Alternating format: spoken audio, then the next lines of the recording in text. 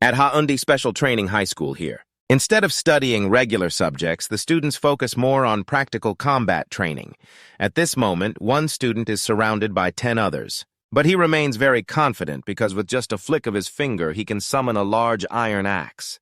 Even though the number of enemies is high, it's not a serious problem. Because with a swing of the iron axe in his hand, he can break through their defenses. Park Jinsung, you useless jerk, stop just standing there and watching. The young man with red hair in the attacking group angrily looked at another male student standing in the corner of the yard and yelled, but the student named Jinsung just scratched his head and smiled awkwardly. Because he knows that participating wouldn't help this useless jerk at all. Just wait after we finish this fight, I'll deal with you later, the red-haired guy yelled in frustration. That's right.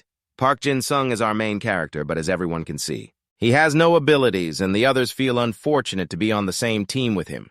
The proof is that after that training session ended, Jinsung was beaten down by the red-haired student, and a few others, no matter how much he was hit or scolded, he showed no signs of pain. In fact, Jinsung kept laughing, ha ha ha ha. I'm really sorry. But just like that guy said, what can you expect from a bottom-tier guy like me? Jinsung's provoking attitude only made the opponents angrier. He threw a punch, but this time he countered by running away. Looking at the locker that was deformed by that punch, it was clear that Jinsung made the right choice to escape. This level of pressure is exhausting for us, so we'll only hit you 10 times. Consider it a replacement for the 10 members you affected. The bespectacled student next to the red-haired guy spoke up. Jinsung swallowed nervously because just 10 hits with that punching power. If I take 10 hits, there won't be anything left of me. He definitely doesn't want to be beaten throughout the entire break, so in the 36 strategies, running away is the best option.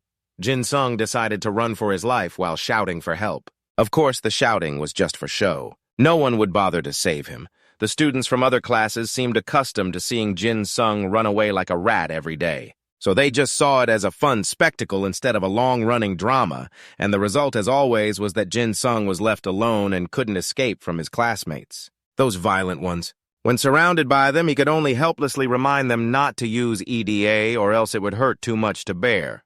Don't worry, we will control ourselves. We'll only hit you enough so you won't go whining to teacher Jiang Ho. You know we are banned from using EDA at school, right? After the bullies finished speaking, they started hitting him, punching and kicking him mercilessly, giving Jinsung no chance to defend himself while the other students watching this scene were very entertained. In fact, they wanted to hit him harder because they thought having to share a class with a bottom-tier trash like him was a disgrace. As for Jinsung, at this point, he had been beaten to the point where he couldn't straighten his back anymore. However, he still wanted to express what he was thinking in his head. You guys, I actually think our team's loss isn't because of me. Jinsung really dares to say anything. This also means that these people are so useless that even with 10 of them, they still lose. Having you here won't change anything, just as predicted with your comeback like this. The more it infuriated those boys, but when they were about to beat you up again, the teacher pushed the door and walked into the classroom, telling the kids to sit down. Today, I have good news for you all. Since the teacher has arrived, those bullies dared not continue their actions. They ignored Jinsung sitting in the corner of the classroom and quickly returned to their seats. Jinsung breathed a sigh of relief because he finally wouldn't get beaten up anymore and crawled back to his desk, wondering what was going on that made the teacher look so serious. At the podium, the teacher slammed the board a few times to signal the students to be quiet, then announced that their school had officially been recognized by the government. Contrary to the teacher's excitement, the students seemed very indifferent, even somewhat annoyed. Oh, teacher, with your tone, there must be some new rules coming from some corner. Right, this kid's name is Byun Jizon, a typical bully at school with basic fighting skills, looking at Jizon's rough legs resting on the table. The teacher couldn't help but remind him that the break time was over, so put your legs down. Jizon put his legs down, but he still casually retorted, "Can we stop doing this meaningless stuff?" Their homeroom teacher just shook his head because he wasn't the one to decide this matter. So the little devils in the class had no choice but to gradually get used to the new rules. Moreover, he didn't forget to remind them that this time, their school was recognized by the government thanks to the outstanding performance of the third-year seniors, after which the teacher officially announced the new rules. That is starting today. Their school officially became a trial zone for the military system, meaning that students would also receive military ranks based on their performance. The homeroom teachers of each class would receive military ranks starting from lieutenant and the position of squad leader.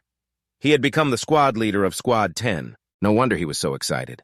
We are Squad 10 because we are in 10th grade. What are they turning the students here into? Byung-jizon grumbled, "Stop complaining." The homeroom teacher said this was the government's proposal, so do your best. From now on, we will be comrades. During training, you will have to salute seriously like in the military. Now there will probably be a bunch of people trying to recruit students from our school. The homeroom teacher kept talking endlessly, but down below there wasn't a single student who seemed excited.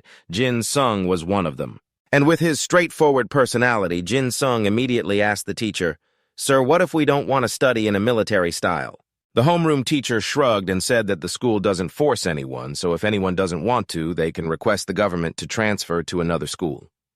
However, he kept reminding them that this was a valuable opportunity, so only a fool would want to transfer schools, while the students really didn't know how precious this opportunity was. Where after that, the homeroom teacher then pulled out from the cardboard box, he brought a pile of military ranks saying that the third-year students had completed a major mission that helped the school be appointed as a military school. And all of them had received the rank of sergeant. The top students of the second year became corporals, while the rest were all privates. But first-year students will begin with the private second-class rank assessment that will be conducted by your squad leader at any time. Feel free to find me anytime. I will help you to the best of my ability because your future depends on this. The homeroom teacher reminded the students that the military insignia should not be attached to the uniform, so they must keep it safe as there will be a roll call later. The student was told to stick this insignia on after he had distributed the insignias, and only Jinsung was the only one without one and when he intended to question it. The homeroom teacher had already used an annoyed tone to warn the entire first-year cohort that there was only one student who could not receive a rank. "Private Jinsung, you will start as a trainee soldier." Jinsung couldn't even believe his ears. What did the teacher just say? It didn't stop there. The next day, Jinsung was called to the teacher's office very early, and the reason was to discuss his future. After that, the teacher didn't even bother with any lengthy preamble. He directly asked when Jinsung would transfer schools. This shocked Jinsung. The school seemed tough for him, and I knew that. "When our school turns into a military academy, you won't last long, Jinsung."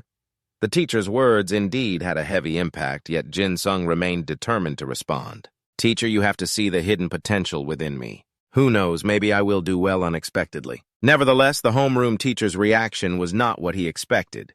Specifically, he burst out laughing and said that Jinsung was really funny. Of course, Jinsung wasn't foolish enough not to recognize that this smile had no sincerity. There was not a shred of goodwill in it. He even knew that from the first time the teacher saw him, he had always mocked and looked down on him, Jinsung. Since the ranking system was established to classify students' life at school has been incredibly difficult for him. "You know I can't pay attention to isolated students," the homeroom teacher continued. His words only made Jinsung more uncomfortable. The teacher indeed thought he couldn't do anything but get bullied. And he didn't want a student of such low rank in his class. At first it seemed like he thought Jinsung would voluntarily drop out because he was bullied every day, but since Jinsung seemed to be holding on well, even as a bullied target, it was understandable that he called him here. There was no reason for anyone to need a rank F like you. "By the way, I'm a bit curious," Jinsung suddenly asked. "Do you think souls have ranks?" In response, Jinsung received an even bigger smile that reeked of contempt than before.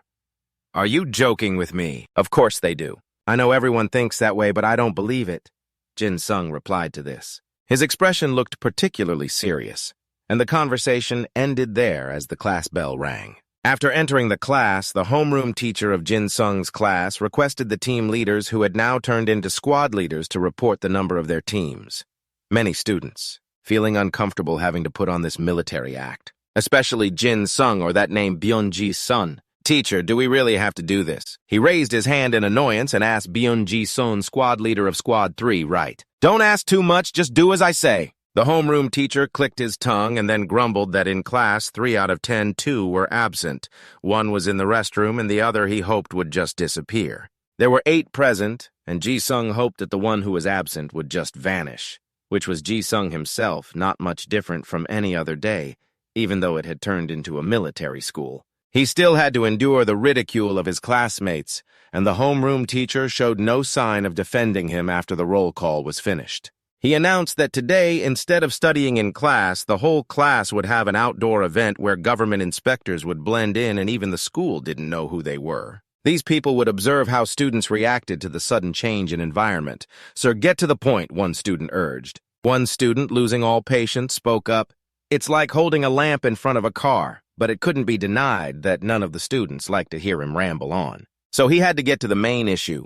Today's event was a competition involving the first, second, and third years, and the matches would be chosen by the inspectors mentioned earlier. Jinsung thought he could continue to play the role of a spectator to kill time, but who would have guessed that the first match would be between Team Beyonce and Squad 1 of Year 3. They only had a mere 20 minutes to prepare for the match.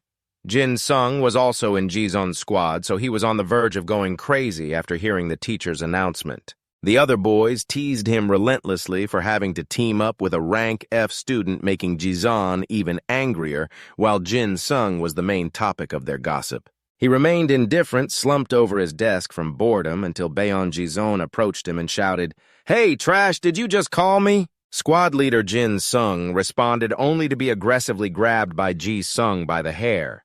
Jinsung's attitude made him extremely annoyed, and he even intended to beat him up before heading out. Squad 1 of Year 3 had a monster named An-Sung Ho. Even the top players of the class would find it hard to compete against him, let alone with a deadweight rank F like Jinsung on the team. So even before stepping onto the field, Jinsung already felt the outcome was clear. 10 out of 10 we would lose anyway. "So whether I'm here or not doesn't matter, right?" Jinsung asked foolishly. "With a loser like you, we're bound to be pathetic." Jinsung lunged forward, grabbing his collar.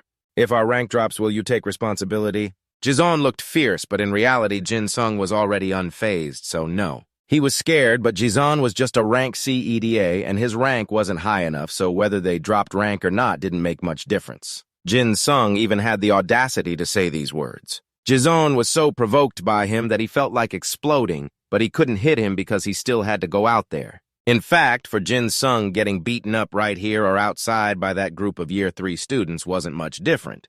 However, Jinsung came up with a bolder idea. He wanted to appoint a useless rank F like Jinsung as the squad leader this time. "Can you handle it?" Jisung rubbed Jinsung's head like a dog and asked in a threatening tone, "Ha ha, I'll do everything you ask." Jinsung reluctantly replied, "Fine. From now on, you'll be my meat shield, got it, Trash." And so, Jinsung was forced to step into the arena with the responsibility, just as Jisung had said, to become his meat shield. All the students in the school had gathered to wait for the battle. On the other side, Captain An-Sung Ho carried an intimidating presence, and the homeroom teacher told him to feel free to showcase his skills because this battle would have recruiters present. The Captain An-Sung Ho, with an intimidating presence, told the instructor to relax and showcase his skills because this battle would have recruiters present. Above observing without just being a spectator, all members of the third-year squad looked equally terrifying, while the team of Jisun appeared clearly at a disadvantage. After that, the referee handed the captains of both sides wristbands that have the effect of using Ida's power to protect the wearer from shocks, but they will break if subjected to too much force. Jisun personally put this bracelet on Jinsung's wrist, hoping that with it, he would be able to endure a little longer in front of a large crowd while he gripped Jinsung by the collar. It was no different from treating him like a dog, but even if Jinsung weakly resisted, it seemed to have little effect, and it didn't stop there. Because the organizers considered the experience gap between second and third years, they set an additional condition that Jinsung's team only needed to hold out for 5 minutes to be considered the winner. But even so, the members of his team felt that they had no chance of winning. Jinsung silently set a 5-minute countdown on his wristwatch. Then he thought to himself that 5 minutes would be a win. If we really win, will the teacher consider my request to transfer schools? The 5-minute countdown officially began as the referee signaled the start of the battle. Jisun grabbed Jinsung by the collar like a dog and ran backward. His battle objective was very simple. Just hold out for 5 minutes during those 5 minutes. Just use Jinsung as effective meat shield. But his actions left all the remaining members extremely confused. "Jisun, give us orders." "What about the formation? The third-year seniors are coming. You need to say something." Everyone looked very panicked, and Jisun was equally tense. After pulling Jinsung far back, he shouted, "Everyone be quiet. The third squad just focus on protecting me. If we hold out for 5 minutes, we win." The senior students showed no mercy towards their juniors. In the blink of an eye, several had already been taken down. Down besides the chaos, there was also a very fierce girl in this team, and during the fight, her gaze was fixed directly on Beyonce as she charged forward at high speed. Jinsung had tightly grabbed Jinsung and forced him to block attacks for him. Jinsung was extremely confused while he continuously cursed him as a piece of trash. The opponent was getting closer. Accidentally glancing to the left, Jinsung saw the homeroom teacher giving him a thumbs up. He sighed heavily. This situation was indeed uncomfortable. At the last moment when the girl was about to attack, Jinsung separated from Jinsung and ran in another direction, but what happened next was even more surprising. He managed to block the girl's attack. Jinsung's gaze at that moment was also extremely cold, which forced the opponent to quickly summon her Ada, which was a suit of silver armor condensed from Ida. Jinsung immediately showed an expression of admiration, continuously clapping his hands. Wow, that armor looks amazing. Both in appearance and function, it was Ida. Don't play dumb, you just reacted to my speed, didn't you? The girl was annoyed and questioned. That's not very important. What's more important is that your captain is running away. Jinsung pointed at Jisun, who was running away in the distance. Then he glanced at the watch. There were still 3 minutes and 5 seconds left until they would win, and he had to stop this girl at all costs. However, the way Jinsung chose was not to fight with strength, but to use his words. He began to stall for time in front of the girl. Sister, can I call you Nuna? I don't mean to flirt with you or anything. Oh, no. I'm sorry, did I make you angry? Then I'll just call you Senior. It's not hard for the opponent to realize that Jinsung is pretending to be clueless to buy time, but this tactic has no effect on her. Beyonce's zone has someone else handling it. The only thing this girl is focused on right now is the person in front of her, and she has asked Jinsung to quickly summon her Ida. Yours seems to be the most valuable compared to your teammates. Why are you so hasty? You should know that the most important factor is to keep a cool head. This is something my dad often tells my mom when he gets scolded. Jinsung still seriously rambles on, seeing that the opponent is turning purple with anger and charging towards him. Jinsung has no choice but to concede and say he will summon Ida for the opponent to see. This demeanor is indeed so serious that it makes the girl tense up and swallow hard. But after counting down 3 seconds, what appears in Jinsung's hand is just a regular dagger with no special skills at all, yet he holds it with a proud look. This situation makes the girl unable to suppress her boredom. Then she remembers that there seems to be an F-rank guy in the opposing team, which people often talk about, and Jinsung does not deny it. He directly admits to being that infamous F-rank guy. Seeing this, the girl lets out a long sigh and turns to leave. She feels she has made a big mistake. At first, she thought Jinsung was the most valuable player on the team because of his quick reflexes. Who would have thought she wasted her time listening to an F-rank loser? Behind her, Jinsung continues to boast about his dagger driving the opponent crazy. If you keep walking, I will attack you from behind. This is your final warning. Can you hear me? Jinsung shouts loudly. I have no reason to waste time with you in this time-limited battle. The opponent, losing patience, turns around while speaking.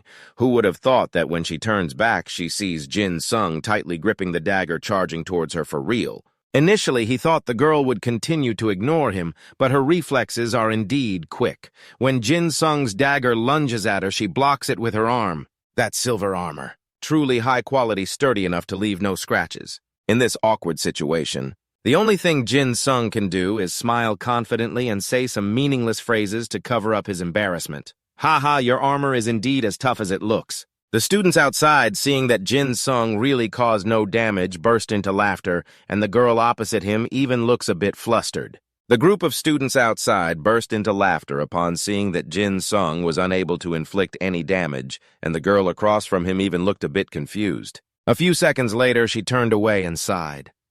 No matter how good your reflexes are, your EDA is just trash. I have confirmed that it has no effect. So let's stop here. Hearing her say that, Jinsung knew that he could no longer prolong the time. Even though he had tried his best, there were still more than 2 minutes left until the end of the match, and that was more than enough time for this third-year team to wipe out Jinsung and the others. As expected, after pushing Jinsung aside, the senior immediately charged at Jizan, continuously berating him for not being able to hold off the opponent for 5 minutes. This action only made the girl look down on Jizan even more. He was just a cowardly runner who could say such words. With each step of the opponent, Jizan stepped back another step. Senpai, I'm just going easy on you. You should stop there. Jizan threatened the opponent, but his trembling voice and pale face betrayed his true emotions and the fear he couldn't hide. This only made the girl find it even more ridiculous. Oh, so you don't need to go easy on me. Let's see how you perform. If you want more in Sung-ho, then prove it. Saying this, the senior charged aggressively. Just as Jinsung felt he was about to be knocked down, he suddenly stepped on an important rock, which was actually a submerged stone. A proud smile immediately appeared on his face as if he had secured victory. Seeing this sudden change in Jinsung's expression, the opponent became even more curious. So when are you going to prove yourself? If you want, I will show you right now. Saying this, he squatted down, placing his palm on the ground, then began to pull up that stone to the astonishment of everyone, including Jinsung, who all knew his EDA was level C. But seeing this scene, it seemed that Jinsung had hidden his true abilities. Jinsung didn't have time to think much and warned the girl. It's very dangerous. Senpai in armor Jisung's ability is to pull something that is stuck and throw it away. Normally the level is C+ or B and the combat ability is B or C. If it is an object that is stuck, it can be used as a weapon, and the fixed weight of the pulled object can be ignored. It depends on the user's ability with this power. Contrary to Jinsung's worry, the girl seemed incredibly excited after witnessing Jisung's actions. Oh, so you're not running away anymore. Are you waiting for the EDA to appear so you can use that stone? Haha, senpai is really smart. Jinsung laughed loudly after that. He lifted the stone and threw it straight at the opponent. Now disappear. Turn into the path that I can crush to showcase the essence of EDA. The more Jinsung laughed, the more excited he became.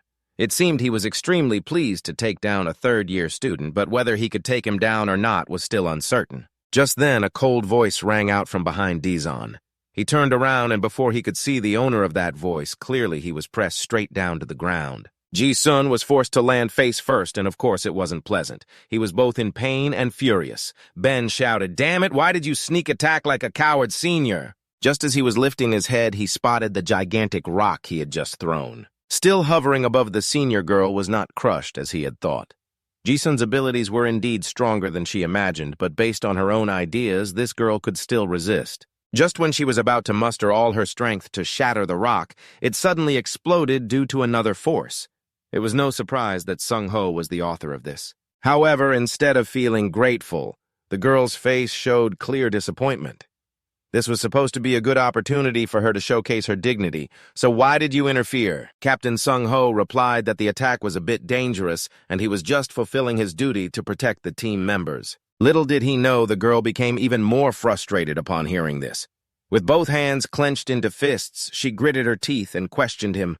"Are you saying I can't handle it?" "Julia, you can definitely deal with that rock." Sung-ho reassured her, but that jerk wouldn't just stop there.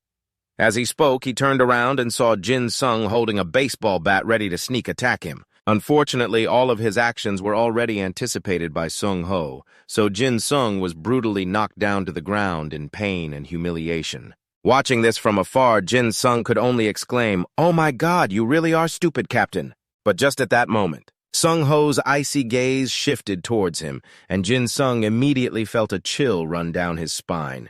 He quickly raised both hands to surrender his weapon.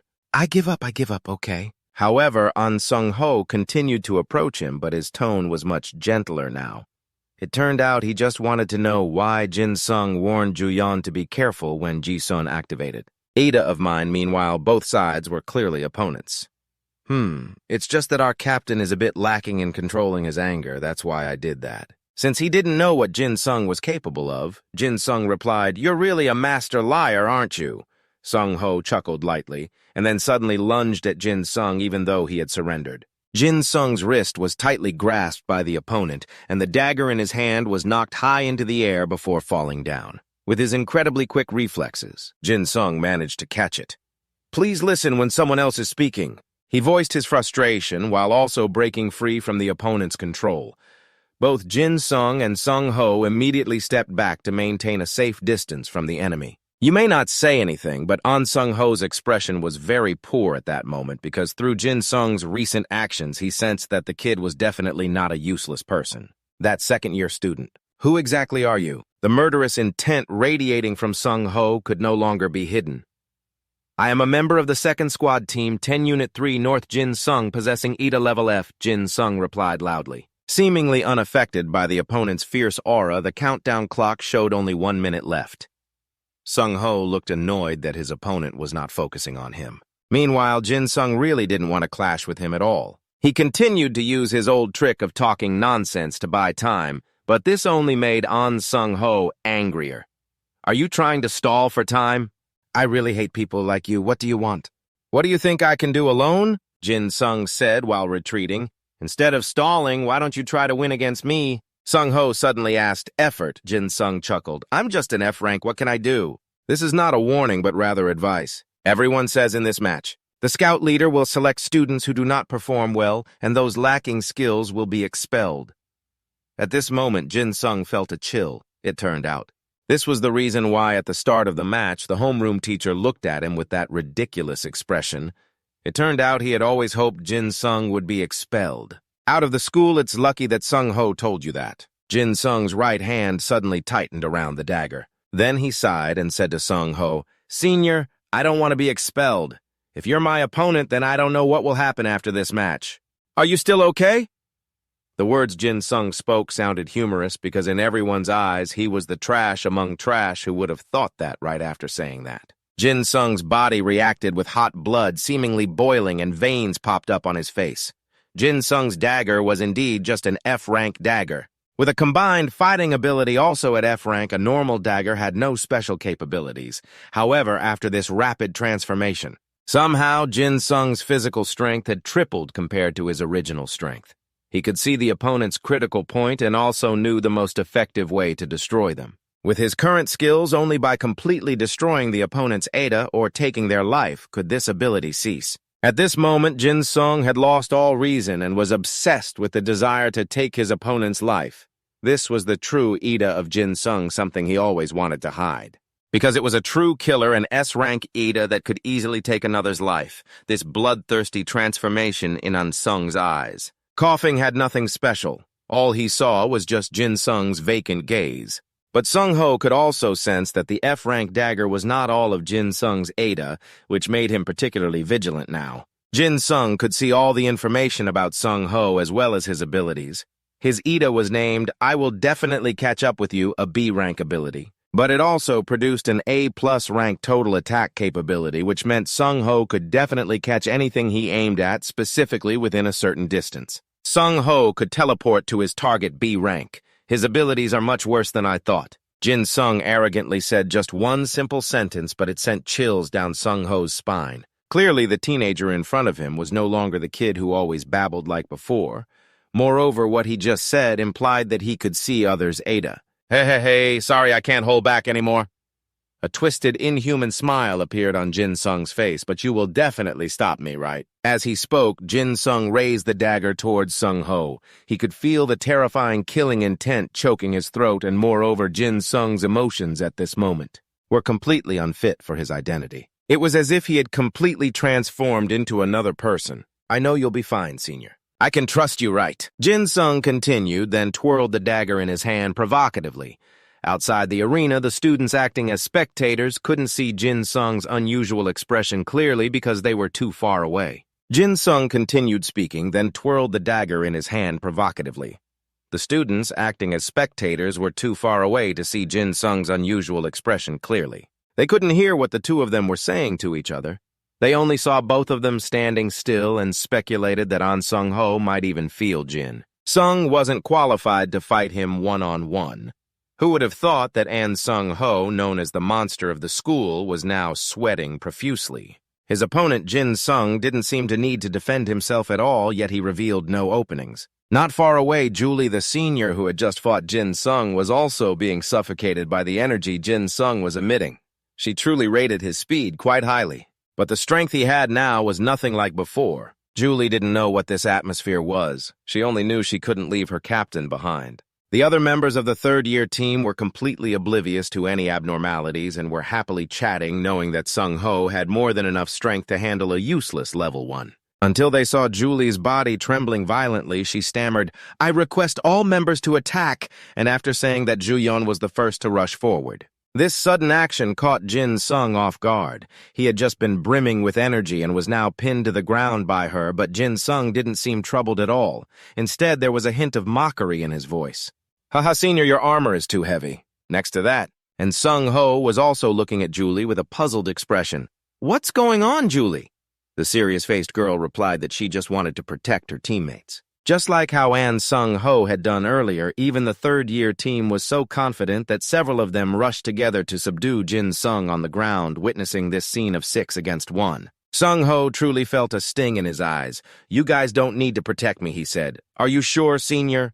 This question came from the 11th grader who was being pinned down by several 12th graders, and before Sung-ho could react to this remark, Jinsung counterattacked. Just moments ago, they had attacked him in the blink of an eye, but now Jinsung's speed was much faster, even not giving anyone a chance to clearly see his movements. The barrage of attacks came so rapidly that no one had a chance to react. "I'm not too sure." Sung-ho suddenly laughed in confusion at everyone. "But Julia, you should release your idea before it breaks."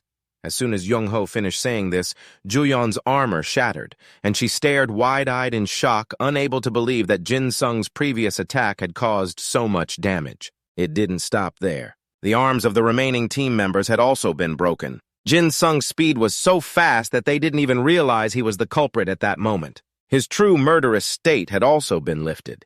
Jinsung continued to lie flat on the ground, cosplaying as a harmless person, saying, "Ha ha, your team spirit is really good." Facing him was An Sung-ho's scrutinizing gaze.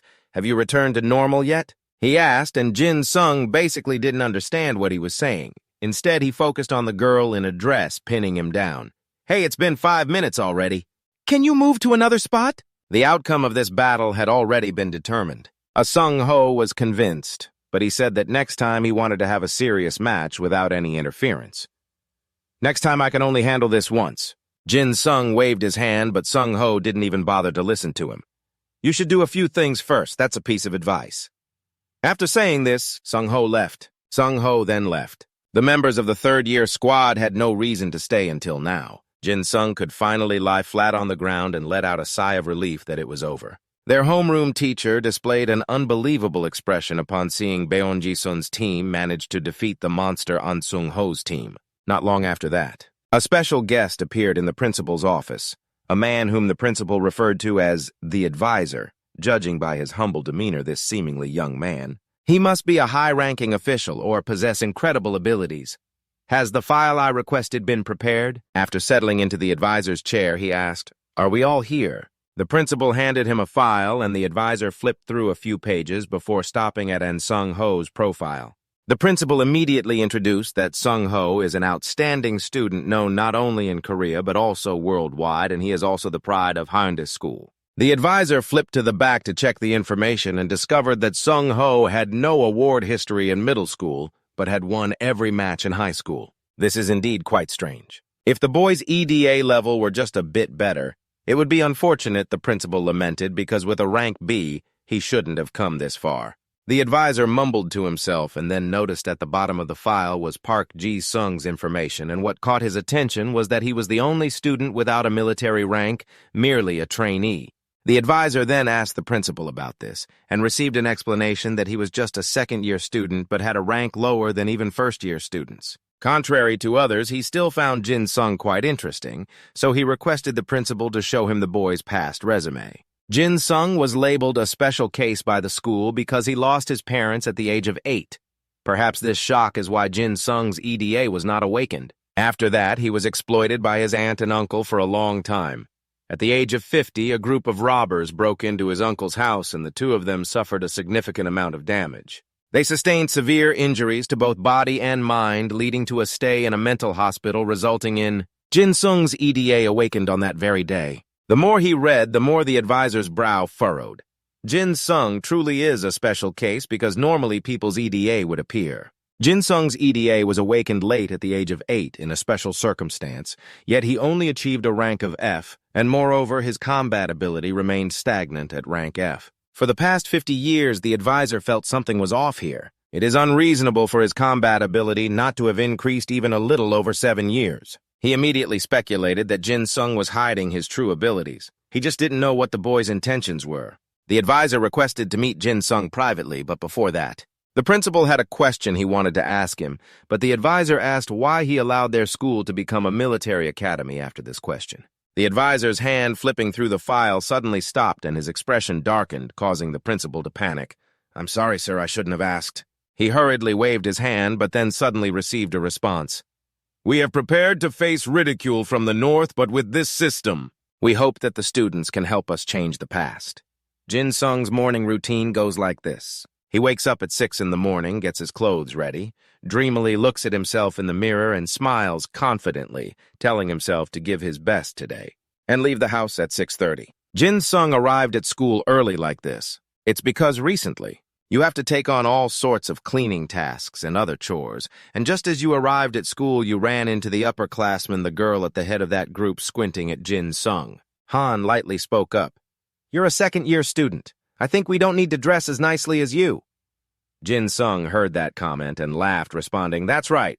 That's fine then." The boy next to her immediately spoke up. "Wait, isn't he the only intern at our school?" He smiled, modestly, gently replying, "Have I become that famous? You guys are exaggerating a bit." The senior raised an eyebrow at him. "He looks dumber than I thought."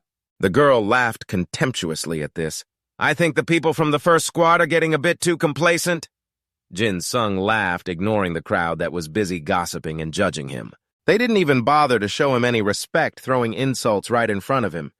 "Isn't your EDA just a sword?" "That thing is useless. How can you possibly stand up to An Sung-ho with that?" Even he makes mistakes. Struggling to enter the school gate as soon as he got to class, he quickly cleaned the board chalk dust flying into his eyes, making him uncomfortable. It just wouldn't clear out. They even had the support of the government. So why don't they use whiteboards instead of this thing? After that, he eagerly cleaned the classroom, so that's how things ended up like this. Looking at him so enthusiastic. Han raised an eyebrow, saying, "I think you really completed your part of the work by running away." Jong-hun beside him propped his chin up, bored, asking why he didn't do that with them. From the very beginning, Han-soo took the opportunity to grip his shoulder tightly. "I'm quite impressed. It would be surprising if you got ranked, even though everything will definitely be unlucky." After saying those mocking words, he left, while Jinsung remained very calm, thinking about those words. After the battle with the third-year seniors, my image in everyone's eyes has improved. In a daze, he was awakened by Ji-sung's shout, "I told you to wake up, you piece of trash!" Jinsung sat up groggily. "Huh, did you call me?" He thought he was going to get hit again. Jin-jong crossed his arms, looking at him disdainfully. "Last time I couldn't get that pile of math documents. So now you go get it for me." He didn't think much and agreed, okay. Seeing Jinsung agree, he hurriedly ordered, "Go right now. I need to copy the answers." Jinsung was confused, thinking, he's not going to hit me. Well, he thought it was because of that, and they had gradually stopped hitting him. Jinsung once again cleaned the hallway outside, and a few people passing by saw him and spoke up asking for help since he hadn't submitted his homework yet. "It's for social studies, so remember to submit it to me, okay?" "Hey, me too." "Park Jinsung, please return the textbook to the office later." The increasing requests were exhausting for Jinsung, but instead, they started assigning him all sorts of odd jobs as the last class finally ended. Nam-kang tired, stretched with excitement. Class was over. Seeing his exaggerated actions, the homeroom teacher, Mr. Shin, immediately reminded everyone to settle down, saying, "You all know today is the last day for you to join the club, right?" He calmly replied. Mr. Shin looked at Nam-kang's calm demeanor and said this was a mandatory activity for second-year students, so if you haven't joined yet, hurry up and participate. Ji-sung, sitting below, stared intently at the paper in front of him, pondering which club he should join. "Will anyone let me in?" Mr. Shin at the podium kept reminding them that if they didn't join any club, they would have a private meeting with him. "Do you understand?" Intern Park Ji-sung listened to the teacher's words, and the students below couldn't help but laugh mockingly. Surely no club would accept a guy with an F grade. They might even make him take an entrance test to see how weak he really was. Those heavy words echoed in his ears, darkening his mood. All they wanted to do was make fun of him. Suddenly, a series of data on the page caught Jinsung's attention. Emergency Rescue Statistics EDA Combat Team Battle. Separate Battles Weapon Practice, EDA Combat Skills, Ideological Struggle Training, Emergency Handling High-Level Weapons, High-Level Martial Arts, High-Level Attack Skills. Enhanced Combat Learning about the Art of War. Learning about the 36 strategies. What are these? All the clubs were related to the military or the use of EDA. While he was still in shock, the group behind him began discussing which club he would join. "I think I will join the Combat Team Club. How is it rated?" "Wait, let's go to that club together." The students in the class gathered in lively groups, chatting excitedly as they left the classroom. They were rated quite highly. "So looking forward to it? Wait for me, I'm coming." In an instant, only Jinsung remained in the room. He held his head, furrowing his brows, mumbling to himself about what he should do. I really hope they will avoid the EDA level restrictions. This isn't just a club, but groups of people connected to each other. He quickly grabbed a pen and filled in the blanks: ideological struggle, training, ultimate skills, four-direction handling, armored attack skills, learning about the art of war HT. Not related to the use of EDA, distinct for the purpose of enhancing physical combat. Looking back at the paper once more to confirm, Jinsung finally felt satisfied and left the classroom. I don't think many people will join, even though it's a bit strange that there's only one club using their famous gym. The scene of heated arguments among the people in the class suddenly flashed before his eyes. It's mine, not theirs, get lost. That image made him feel exhausted.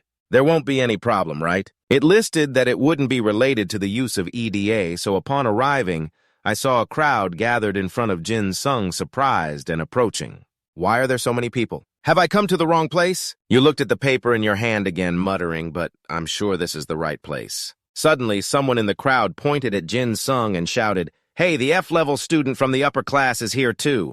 The people around immediately turned to look at him, and they indeed glanced at Jinsung with disdain, discussing how he was from the upper class but was actually just an intern. Should I approach him to ask something rudely? Seeing their attitude, Jinsung felt confused, thinking that most of them were first-year students. They aren't required to join the club, so why are they all gathered here? Suddenly, that group of students started whispering over there, "The club president is coming out."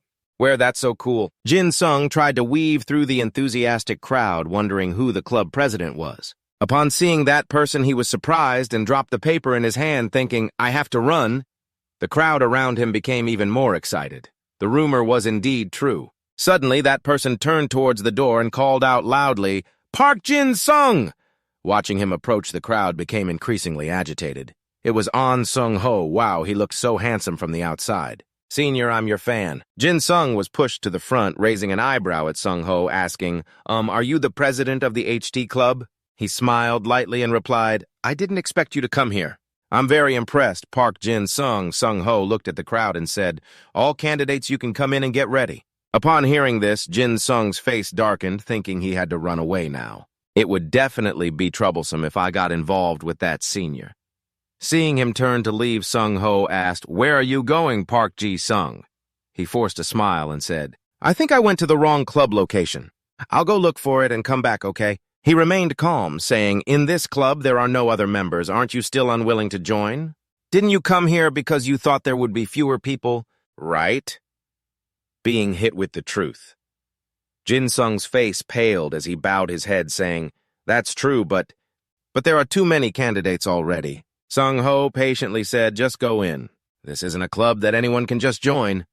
Jinsung awkwardly bent down, still determined to leave. "You must know that I'm a low-level student, so I probably can't get in. You must know that I'm quite low-ranked, so I probably won't be able to get in. It should be." Sung-ho, without saying much, grabbed the collar and lifted you up gently, dragging you inside, casually saying, "Now I will give you the entrance test. Do the test with the other candidates." You helplessly shouted, "No, I said I'm fine." The door closed and Sung-ho glanced at the group of candidates, casually stating, "All candidates are here, right? It's quite crowded today, so let's start the entrance test. It's very simple. You just need to follow the exercises I will do until the end of the hour. If you can do it, you pass. It will include 30 burpees, 30 push-ups, then 30 burpees again, and finally 30 squats." The group of candidates listened to this with excitement, admiring him. He is doing the test too. He is really strong. His voice is so charming. Some people pondered, muttering, "Wait, that's one round." Meanwhile, others were determined, "We can do it." Sung-ho's voice echoed in the room. "If you can do 10 rounds continuously without stopping, then you pass." Jinsung, over here holding his head in despair, shouted, "Just pretend I'm not here." The group started the test. In the first round, everyone turned pale and trembled, but Sung-ho, with strictness, spoke.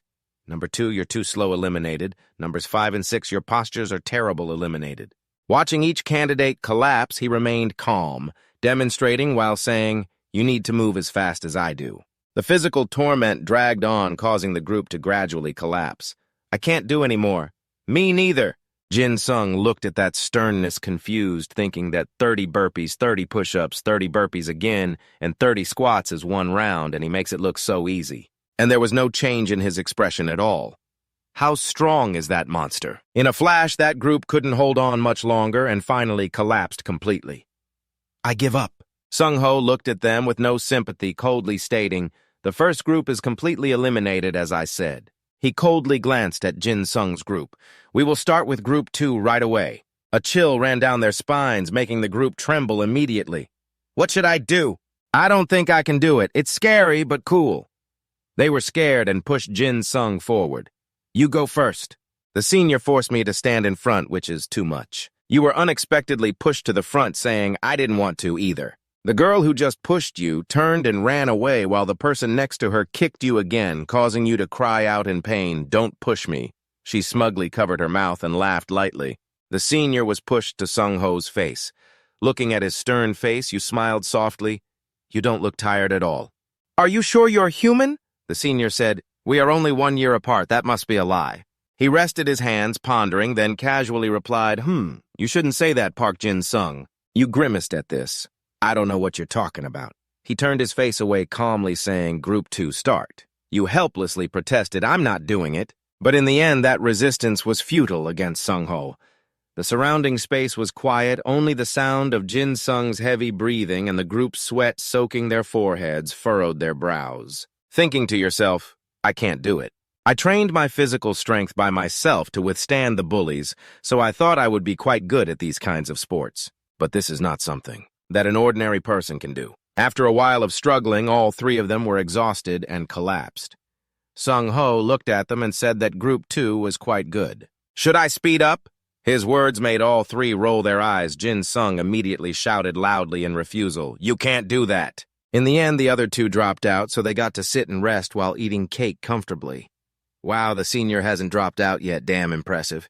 The people around looked at him and whispered excitedly at this moment. Isn't his stamina at least among the top? Is it really true that his overall combat ability is at level F? Jinsung over here was training while gritting his teeth in anger, muttering, "I already exercised at home." Sung-ho noticed he seemed a bit distracted and reminded him, "Focus, stay in line." Park Jin-sung, the people behind, looked at each other with admiration. This is the 7th round already. The girls over here had bright eyes. Indeed, Senior and Sung-ho is amazing. The senior at level F is not inferior at all. Sung-ho looked at him with delight. "Not bad, Park Jin-sung," he thought. "You're overthinking it." He looked at your expression, smiled softly, and said, "I already knew that. The reaction speed I saw last time was not just a coincidence. You will be able to catch up." As soon as he finished this sentence, Sung-ho trained even more frantically, leaving the group in shock. The senior is even faster now. What a terrifying speed. Can the senior at level F catch up? Jinsung looked at Sung-ho's provocative attitude, unable to contain his anger. "Are you serious?" He immediately sped up, causing the group to gasp. "That's too fast. Is he really doing it?" "Level F is catching up to the national level. He can do it. Senior at level F, you can do it. Just a little bit more." 27 senior at level F, you can do it. 28-29, seeing him still keep up with his speed, Sung-ho smiled with satisfaction. "Good job, Park Jin-sung," the voices of the excited group rang out. 30, you finally got tired and collapsed to the ground. The people around cheered in joy. The senior at level F did it. Wow, is he the only one who surpassed everyone? Jinsung gasped for breath, muttering, "I'm about to die." They looked at him, clapping excitedly. "I'm impressed by you. Congratulations on surpassing." Hearing the praise from everyone, Jinsung tiredly lay down on the ground. "Well, it's not too bad, right? I got this praise." Sung-ho suddenly approached Jinsung, extending his hand towards him. "Welcome to the HT Club." Park Jin-sung smiled and took his hand. "Thank you, I think I will go rest now." Sung-ho pulled him up, chuckling. "There's no rush, you can start tomorrow morning." Jinsung, feeling confused, asked, "Excuse me, senior, didn't you hear what I just said?" He tightened his grip on Jinsung's hand, smiling coldly. "The effectiveness of exercise will double when someone trains with you. I've been waiting for someone who can match my level for a long time." He then withdrew his hand darkly, stating, "Match your level with mine. If we play one more round, I'm gonna die right here. I thought you hated it when everyone liked me." Sung-ho, hearing this, coldly replied, "It took a whole year just to add one member," looking at Jinsung's face, which looked like he had eaten something sour, making him pale and confused. "Damn it, he won't listen to me at all. I just want to join some quiet club. But this club is really terrible." By the end of the day, Jinsung sighed tiredly, not wanting to go to the club at all. "I just need to be there. All the attention will be on me just to get into the club with An Sung-ho. I keep thinking that this damn club is just with An Sung-ho, so I'm always bullied." "How did you get into the HT Club?" Those jealous questions every day, hey, say something. Thinking back on those words made Jinsung feel quite depressed, but thinking of Sung-ho sent chills down his spine. If he didn't go, he would keep following him, making Jinsung, Jinsung, Jinsung. Should I break my own arm? He stared at his hand in thought when suddenly a voice called from behind, "Hey, Jinsung!"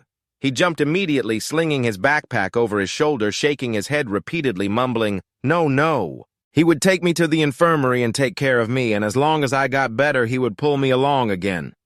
He seemed to not care about the call from earlier. But that person's voice rang out, "Ah, there you are." He didn't pay attention and stood up.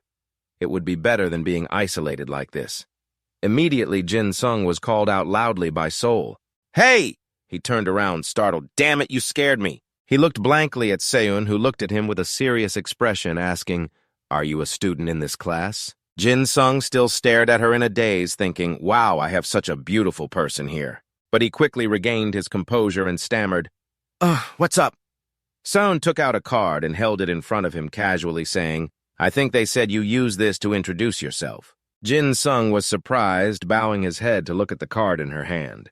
The sergeant raised an eyebrow at him, asking, "Why don't you have a rank?" He scratched his head, a bit hard to explain, replying, "Well, the thing is..." He was still confused, not knowing how to explain. Suddenly, Seol asked in a serious tone, "According to military standards, rank and name." Jinsung reflexively stood at attention and said, "Squadron 2, Platoon 10, Team 3, Trainee Soldier."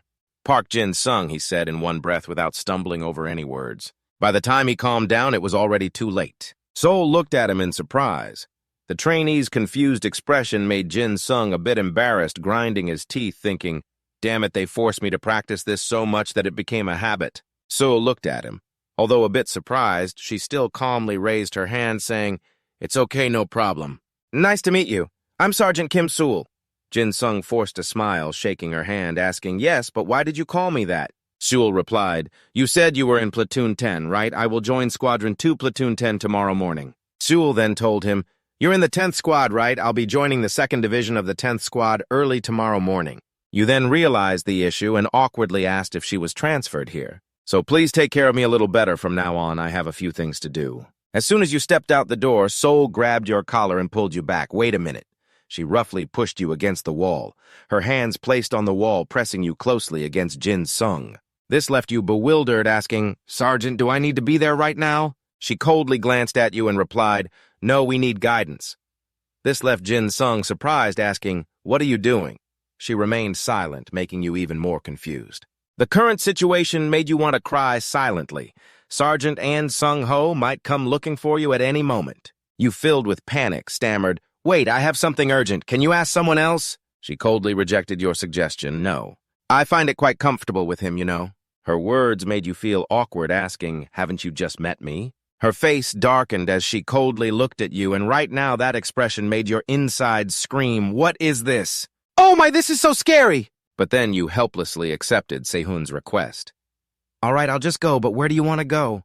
Her tone became gentler. "Take me to Sergeant An Sung-ho." As soon as you heard this, your eyes lit up. You should have said that from the beginning. "Actually, I was planning to go there." Just as you finished speaking, a deep, angry voice came from behind Sung-ho. Park Ji-sung had been standing behind you, his face cold as ice but filled with killing intent. Just looking at him made you want to faint. "Sergeant An Sung-ho?" He turned to you and said, "Park Jinsung, I hope you don't plan to skip practice, right?" Jinsung's face paled, cold sweat breaking out as he hurriedly explained, "I was planning to go there." Sehun, standing beside you, saw Sung-ho and spoke up, "You are Sergeant An Sung-ho." He squinted at her and said, "You're in Block 2, right? You should respect your superior a little." Hearing this, she casually replied, "I heard there are rankings here. Are you strong enough to be my superior? It seems like you and I will have a hard time determining a winner." Sehun's provocative smile immediately darkened Sung-ho's expression. "Are you asking me to confirm that for you?" Jinsung stood between the two, confused, and interjected, "Stop fighting, it's pointless." Seol raised an eyebrow and asked, "Sergeant An Sung-ho, are you dating anyone?" Her question made you freeze. Naturally, Sung-ho narrowed his eyes and calmly replied, "No." His answer left you suspicious. He doesn't have a girlfriend. But Seol, listening to Sung-ho's concise response, smirked. "It seems so." "Of course I absolutely hate people like you." He coldly replied, "It's fine. I don't like you either." The situation had escalated to this point, leaving Jinsung standing there bewildered. "What is this situation?" Sewell put on a calm demeanor and said, "Whatever. I don't care if she's your girlfriend or your crush anymore. If you don't want to be bothered, then come up with something." Sung-ho was surprised and looked at her. She smiled faintly and replied, "My family is quite noisy and conservative. I'm saying this for your own good. So don't ignore it." Jinsung listened to her and turned pale, wondering what was happening here. "Who am I? Where am I?" Suddenly, she walked quickly towards Jinsung. "Luckily, he doesn't like me. Hey, rookie, do you want to go out with me?" Her straightforward proposal surprised and embarrassed Jinsung. He stammered, suddenly, and Seoul smiled lightly and said, "We have a lot in common. I really like someone who shares my perspective." He panicked and covered his flushed face, stammering, "I don't know." She looked at his boss-like demeanor with surprise, but then the corners of her mouth curled up in interest. "How cute." She smiled with excitement, getting closer to him. "Rookie, huh? Ida and your jawline, what's that?" He turned his face away. "It's all just pressure." Hearing this, she frowned. He forced a smile and insisted, "It's true." Seoul still didn't believe him and moved closer. "No way. How could anyone have both?" He remained adamant, insisting, "It's you." She still didn't believe him, her face beginning to show annoyance. "Don't joke around." Sung-ho, seeing the situation getting worse, calmly interjected, "We were about to go for training, so you should go now." In the training room, you and Sung-ho struggled to hold on.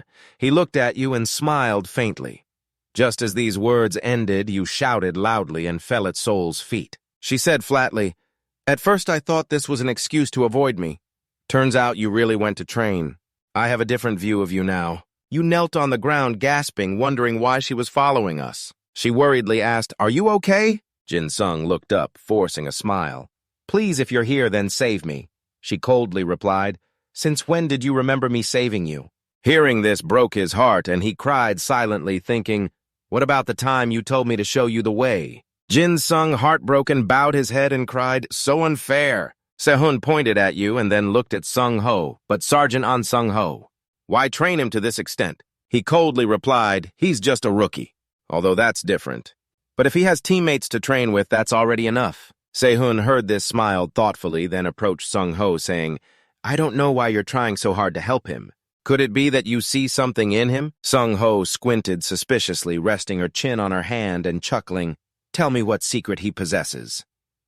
Sehun confidently looked at Sung-ho, realizing he could see the talent in him, right? "Now hurry up and answer me." Sung-ho casually replied, "I don't know what you're talking about.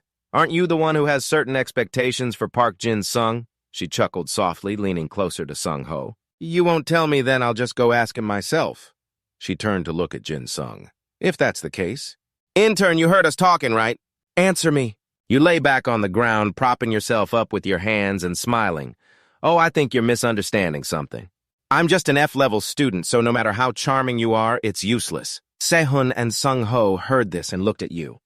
Sung-ho frowned in dissatisfaction and stepped forward, grabbing Jin-sung's collar, surprising him. "It seems like we've pretended to be ignorant long enough. Let's start practicing the next thing." "Wait, why are you so angry?" "Sehun, help me." In the classroom, the voice of the homeroom teacher echoed, "All right, pay attention. Today, a new student is transferring in." A figure stepped in from the door, cold and confident, looking at the class. The male students in the class looked at her with cold, mocking smiles. "Is there really a new student transferring in at this hour?" "She looks so beautiful." Shul turned to the homeroom teacher. "Sir, where should I sit?" He replied nonchalantly, "There's a spot at the back of Team 1, but introduce yourself first." Jinsung sat below, staring at her. She smiled lightly and approached Jinsung, saying, "I'd like to be in Team 3. Her words surprised the homeroom teacher. He hurriedly spoke up. "Wait a minute." She disregarded the homeroom teacher's objections. "Please let me sit with Team 3. The homeroom teacher firmly said, "Team 3 doesn't have any empty seats left." Nam Kang, sitting next to Jin Sung, looked at her with a confused expression. Seon still confidently looked at Nam Kang and suggested, "I'd like to sit there." "Can you sit somewhere else?" Nam Kang pouted defiantly. "Hello, second-year student of Class 1, even if you suddenly say that. This is still my seat." Sewell coldly slammed her hand on the desk, looking at Nam Kang with a slight smile. "So aren't you planning to sit somewhere else?" Her expression immediately made him pale with fear, and he quickly stood up from his seat. "I'll sit somewhere else, then." Seeing his attitude, she smiled in satisfaction. "Thank you." She sat down just as Jinsung's lazy voice rang out. "This new student, who do you think you are to act like this? I'm in charge of Team 3. Let's start by telling us your name and rank." Sewell crossed her arms, looking coldly at him. "Is your rank higher than mine?" "I heard the highest rank for second-year students is corporal, and I'm a corporal." Saying that, she immediately sat down on the teacher's chair. "I will sit here, sir." Her actions and words were so quick that Jinsung couldn't refute her. "I am the captain of Team 3, sir." The teacher sighed, seeing yet another quirky child added to the class. "All right, then, just sit there." Jinsung listened to his words, feeling hopeless, covering his face. "Oh, you turned to look at me." He saw her expression and frowned. "Soul, are you poking the intern? Don't you dislike me? Why are you so indifferent about this?" "I'm sitting here because I thought we were on the same wavelength. Do I need to do anything more about this?" "Oh, we don't need to get along." Her icy tone made him pale, forcing a smile. "I will overlook the fact that we don't get along." She tilted her head in surprise, causing Jinsung to feel even more anxious, sweat beading on his forehead. "It's not that I dislike you." Just then the homeroom teacher called out, Kim-sun." She smiled and immediately replied, "Yes, sir." He then said, "Shouldn't you introduce yourself to the class?" Hearing this, she felt a bit disheartened. "But I'm already sitting." However, Sehun still stood up. "All right, then, I will sit here and say it." Her attitude made Ji-won uncomfortable. "Isn't it basic courtesy for a new student to stand in front of the class to introduce themselves?" She coldly replied, "I don't want everyone to hear me clearly just because I'm standing here." Ji-won was so angry she couldn't say a word. "Really?" Sehun smiled confidently at the class. "Hello, everyone. It's nice to meet you all. I am the new student Kim-sol, and I will be part of Class 10 starting today." The students in the class looked at each other, whispering, "What's wrong with her? She's acting so rude. She must have behaved well at her old school." Sol didn't care about the gossip around her. Continuing her introduction, "I am Ida. My lineage is the White Jade Elf." From the male students to the female students, everyone showed their dislike for Sol. I don't like her because she looks so hot-tempered." Amidst the gossip and slander, a few people suddenly realized something in her introduction. Sol confidently said, "Although my family urged me to transfer to this school, I still hope we can all improve together from now on. I hope for your support." As her words ended, the class immediately buzzed, "What, the White Jade Elf of the Kim clan? Is that true? Did she really say that?" The cold indifference of the class changed, causing the homeroom teacher to struggle to restore order. "Settle down, everyone. Quiet down the White Jade Elf." Ida is the only one that can be passed down from generation to generation. Ida usually cannot be inherited since the beginning. There are no two Ada that are alike because of what is engraved in the soul. They cannot be the same, but some people still hope that they can pass down their Ada so that it can become stronger, more refined, sharper, and more dangerous, and there is a clan that has successfully experimented. That is the Kim clan of Jing-e, the guardians of King Sulo. Those from the Kim lineage have been forgotten by their own clan and focused on education. Endless thoughts and battles through generations to protect their bloodline. They only have the way to befriend those within their clan. All their children have white skin. The Kim clan of White Jade has successfully obtained an unusual Ida, a White Jade Elf of the spirit level. The body of the player can reveal the White Jade Elf. However, the White Jade Elf can only be revealed to the descendants in each generation. The clan's digital business has significantly decreased and is almost non-existent, and the child born in the last generation is a child with a sword appearing. That child possesses physical abilities and potential capabilities far beyond the last female elf. However, the Bakanok fairy was only revealed to the descendants in each generation, and the digital enterprise of their clan had significantly diminished and was nearly non-existent with the child born in the final generation. Then a fairy wielding a sword appeared. That child possessed physical abilities and latent powers far exceeding those of the last female fairy. The highest-ranking Kim Se-hun, a person born with a silver spoon recognized by both his family and God as a prodigy, coldly spoke as he looked at the entire class with his hands on the desk. "Teacher, can I sit down now?" The homeroom teacher was a bit taken aback but quickly replied, "Of course. You can sit down starting today. Corporal Kim Se-hun will become the vice captain of the 3rd squad, so please maintain order." The homeroom teacher's words made Ji-won very dissatisfied, but how could a new student become the vice captain? He immediately shouted, "Shut up, Ji-won!" Even though he was unwilling, he had to remain silent. Ji-sung looked at her in surprise and asked, "Wow, I guess you're quite famous." Sol rested his chin on his hand and frowned, replying, "That's because I'm this perfect." "You're a bit arrogant saying that I understand." Sol confidently looked back at him and said, "You yourself are quite one of a kind, too. Because the title of an F-level intern soldier isn't that ordinary either." Hearing this, he turned pale and immediately buried his head on the desk. "Don't say any more I'm an ally." She chuckled softly.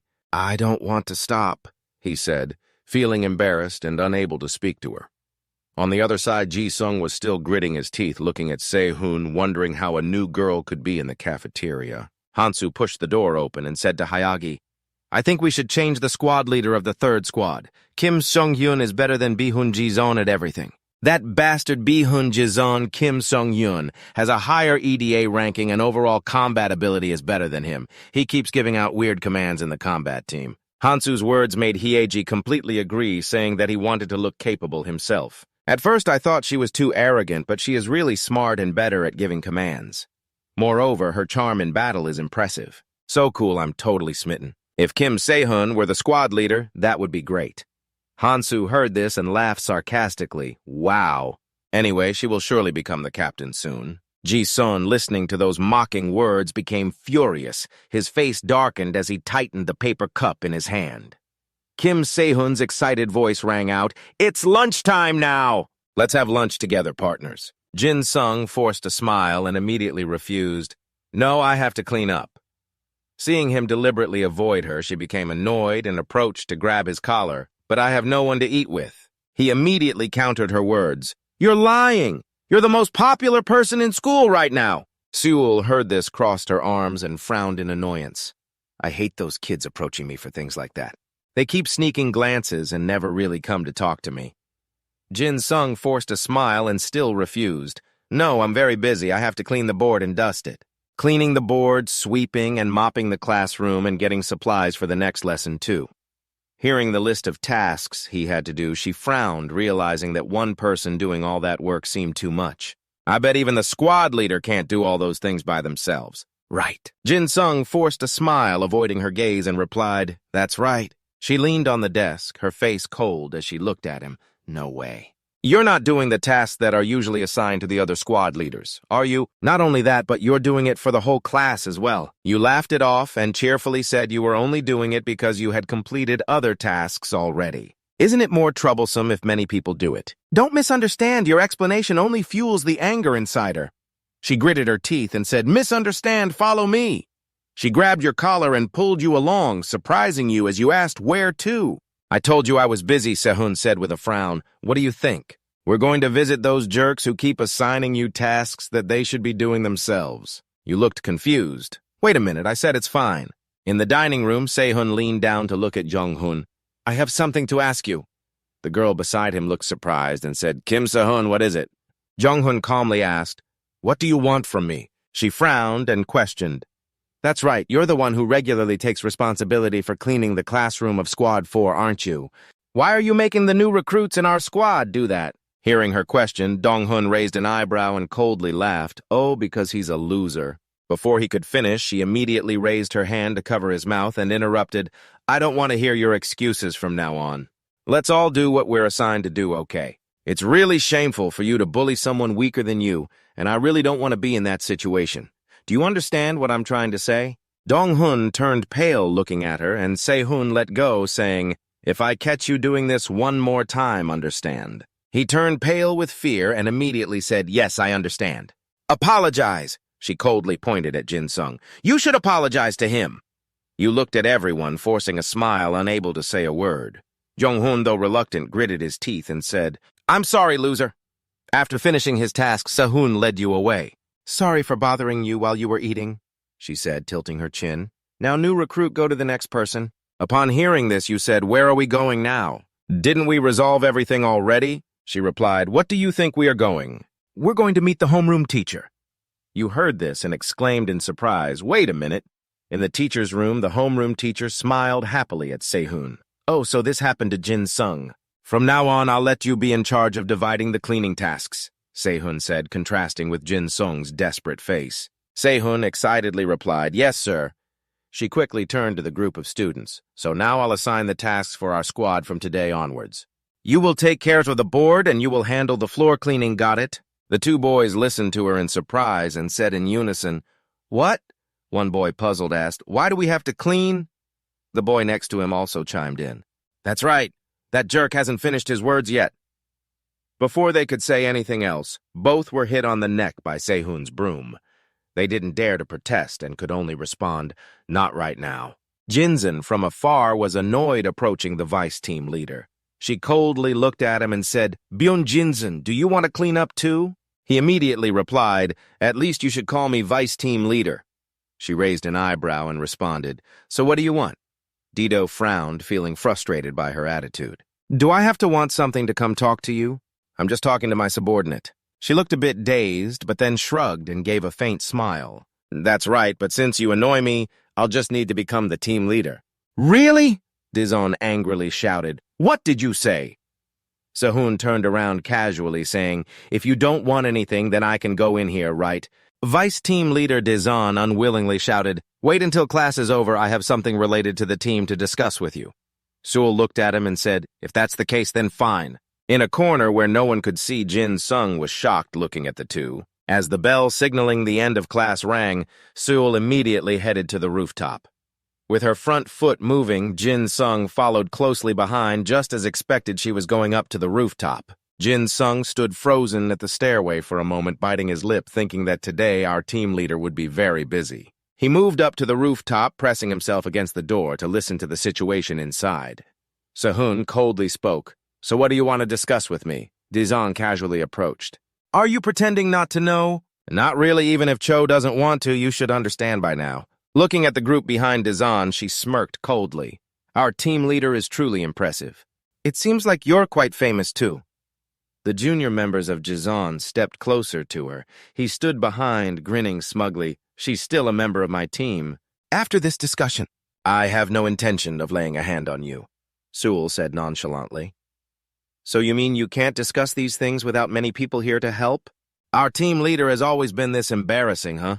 Her words completely angered Jizon. He gritted his teeth. It seems we'll have to teach the vice team leader a lesson. Sewell was surprised, pointing at herself. You plan to teach me a lesson? She looked at Jizon and then pointed at herself with a questioning tone. You're going to teach me? Obviously, this action drove Jizon mad. He began cracking his knuckles, gritting his teeth. You really need a proper lesson. I will make you regret acting so arrogantly, Kim Sewell. But she didn't care, just coldly crossing her arms. What's the problem, Ji-won declared loudly. You should follow the orders of the sergeant. This made Sehun laugh, a sarcastic smile on his face. She spread her hands and shrugged, asking, So are you stronger or smarter than me? Ji-won glared at her, annoyed. What? Ji-jung, hiding behind the door on the rooftop, heard Sehun calmly respond to Jizon's group. Isn't skill here determined by reputation? You either have to be physically stronger than me or make better decisions than I do. Finishing her sentence, she flipped her hair. To be my superior, shouldn't you be better than me? At least in one of those two aspects, right? Jason was boiling with anger because obviously he wasn't better than Sewell in any aspect. At least in one of those two aspects, right? Jason was furious because clearly he was no more skilled than Seoul in any regard. I can only grit my teeth and curse this trash. Then he waved his hand, ordering everyone to take out their weapons. Immediately, the group obeyed and pulled out their weapons. Seoul looked around thoughtfully, noticing some held wooden hammers while others held baseball bats. There were many close combat weapons, none of which had any special skill range. Seeing her silent, Jizon mocked her, saying that with someone as special as her, these things looked pitiful, didn't they? Seoul calmly replied, Not really. Aren't you the one who feels that way? He didn't want to say much more. He had already talked enough nonsense. The group of students firmly held their makeshift weapons in hand. At this moment, the school was deserted with no one on the basketball court. The security personnel were also quiet. Zion was quite confident in his plan to cause chaos with the weapons on campus, which would get them punished. Sewell listened indifferently to his ramblings. Especially with a high-level weapon like hers, just for that reason she would also be punished. She quietly remarked that these weaklings could use their weapons freely without being detected. Jason grinned, signaling his group to advance. He thought victory was within reach because he had gathered 15 kids like this. Kim Sewell's weapon needed a blade to unleash its true power, but right now she wasn't carrying one. So when comparing a character who couldn't use their weapon properly with the trash, the trash would win. Jinsung smugly said that even she wouldn't be able to handle this many people. He pointed at Seoul. I'll make you regret arguing with me, you little goblin. But unlike the fear, Sehun calmly tapped her fingers against her face and suddenly asked a question unrelated to the current situation. And Sung Ho is quite famous in our school, isn't he? Don't you think anything when you see An Sung Ho? Jisun was extremely annoyed, snorting, What nonsense are you spouting? Seoul stepped forward a few steps, continuing to ask, You know my weapon's name, right? Now the question is this. She paused and asked, What is my overall combat ability? Although there was no answer, the group holding wooden weapons began to fearfully step back. Jisun became even more confused and angry seeing them like that. It's all fake! Why are you faltering in front of a swordsman without a sword? We have 15 people with weapons. Don't be fooled, charge. Suddenly, Seoul sighed. She shrugged. You should have analyzed it this way in the battle team. Feeling insulted, he clenched his fist this trash. Zul lightly tapped her forehead. Did you forget what we learned in class? A horn appeared where she tapped. Statistically, one person with a rank A could take on 100 people with rank B. As she finished speaking, Seoul's power suddenly surged. The horn on her head was a white jade goblin. Her weapon's overall combat ability was B+, allowing the user to manipulate the white jade goblin's talent for swordsmanship. An intermediate swordsmanship expert, she smirked disdainfully from rank A onward. We are considered to possess asymmetrical power. One person must know how to fight one against many to earn rank A. Hearing this, the group began to hesitate and step back. Losing all will to fight, Seoul warned, Just consider my power as only half. Do you think you have any chance of winning? The hands of some people holding weapons trembled with anger as they stomped their feet on the ground, shouting loudly, Why are you hesitating? She has no weapons at all. He pointed and ordered to catch her. All of you catch Min Jun, trying to swallow his anxiety, he timidly replied. His hands shook as he reminded himself Kim Son has no weapons. Min Jun charged forward, first swinging the baseball bat towards Seoul. We can do this. Seoul stood still, not dodging at all. Even as the baseball bat swung down just as it was about to hit her face, she unexpectedly spoke up, I like your curiosity. But aren't you approaching this a bit too honestly? The bat stopped just a small distance from her face and couldn't advance any further, feeling the strength holding her weapon. Min Jun turned pale, his hands trembling. Looking at the small, steady hand blocking the attack, it was impossible. Right after that, a dark shadow flashed by. It was Min Jun being thrown backward. He fell onto two other people, and all three were flung away, crashing against the protective railing on the rooftop. Sehun smiled with satisfaction. Having hit the mark, not allowing them to intimidate him anymore, she leaped up with lightning speed, throwing punches that knocked several guys away. Seoul's body slid forward, sweeping her leg to knock one person down. That guy fell hard onto the floor, unsure if he was still okay. She forcefully stomped on the stomach of the guy who just fell, slamming him down onto the floor. Under the sunset, she proudly enjoyed her victory over a bunch of weaklings who didn't know their own limits. Min Jun groaned as he got up, the pain in his chest still lingering. She has no sword, yet she is still so strong he felt disheartened. We are nothing when facing an Ada Sehun squatted down in front of him. You gave up too soon. That's why you can't be a champion. Min Jun shouted miserably. What does she know? She was chosen since birth. Do you think I don't try to train? A chosen one like you can understand. Seoul listened in silence to what he had to say. Min Jun poured out all his pent-up frustration. Can a genius born with abundant Ida understand the sorrow of someone without talent? She felt sorry for him. Yeah, he had no other choice but to think that way. But the problem is, when my overall fighting ability started, it was Min Jun was bewildered for a few seconds. Why hasn't the champion Jisun spoken up until now? Now she starts to chatter. Don't lie. No one in this country doesn't know about your family. He didn't believe her. If she wanted to play psychological tricks, she should say something credible. Something trustworthy, right? Who would believe someone like you has no talent at all? Seoul shrugged. I agree an Ada rank A, but the overall fighting ability is only rank D. Truly useless, she chuckled. I don't want to pick up a sword, but my Ida does. What can I do? I have to accept it. Min Jun and his gang had now managed to get up. He didn't believe it. It couldn't be. Seoul didn't care what they thought. You won't accept the efforts I put in?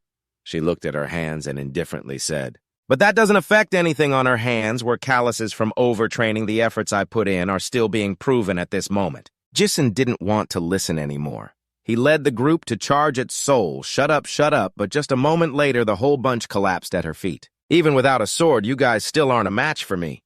The sunlight shining on the rooftop's protective railing, the others have been knocked down, leaving only Jisun. He was on guard when he heard Sol say, "It's just you left." "Sergeant," she looked at the defeated foes sprawled on the floor. "Did you see me intentionally leave you behind in the end?" Jinsung gritted his teeth, cursing. "I guess even if it's a trash can, it's still just trash." Sewell rubbed her neck and said something incomprehensible. "Sergeant, I can't use it to take care of you again." But it seemed Ji-won understood what she meant. He scoffed, "It won't help you come on and eat me, you goblin." Sewell felt something was off. She narrowed her eyes, assessing what kind of confidence this was. Was he still hiding a trump card? But she didn't think too much if that was the case. Sewell charged in, throwing a punch with a warning, "You better tuck your belly in." She thought she just needed to destroy it. Her fist aimed at Jisung's stomach. He watched the scene with delight and chuckled. "You've fallen into my trap, Kim-soon. I knew you'd avoid a punch to the face. You know you'll be punished if you do that." But surprisingly, Jisung's plan was to take the hit. He stepped back and bent down to absorb the punch. "I'll use my face!" His actions made Seon sweat because she couldn't retract her hand in time. Her punch was very close to Jisung's face. He was still secretly pleased. Imagine your surprised expression if you tried to let Kim-soon punch you in the face. At least she would be suspended or even expelled.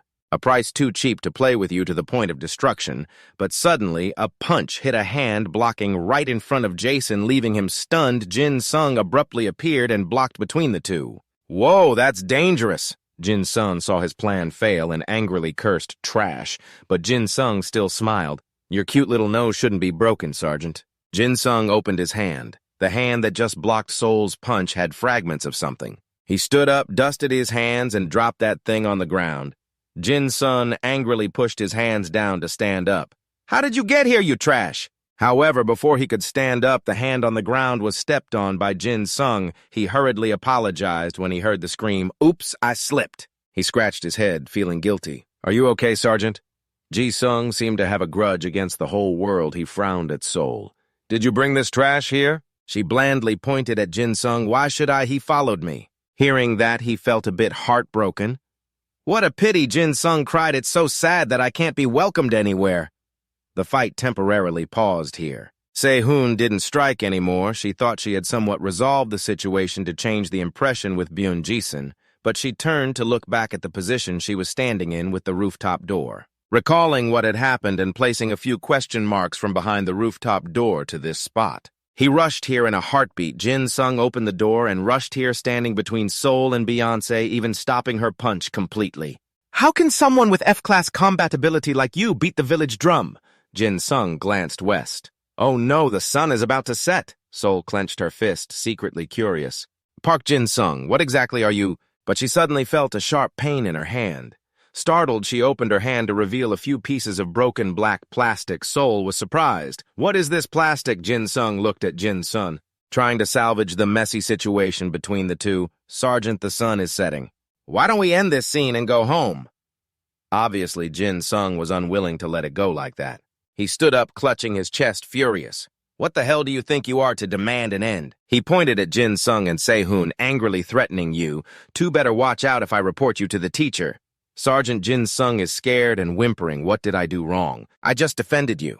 "Do you think I'm being a bit harsh like this?" Sol nodded, speaking up to defend Jinsung. "This rookie warrior is indeed something. Just protecting your ugly face." "Stop your nonsense, Jinsung. You're really full of tricks." He flashed a dangerous smile. "Who said that?" "He dropped a bombshell. I recorded it." "Here we go again, being cautious." The more he talked, the more excited Jinsung became about the hidden camera footage. But Se-hoon suddenly raised his hand, pointing down to the ground. "Are you talking about this hidden camera?" The smile on his face suddenly vanished as he looked where she was pointing.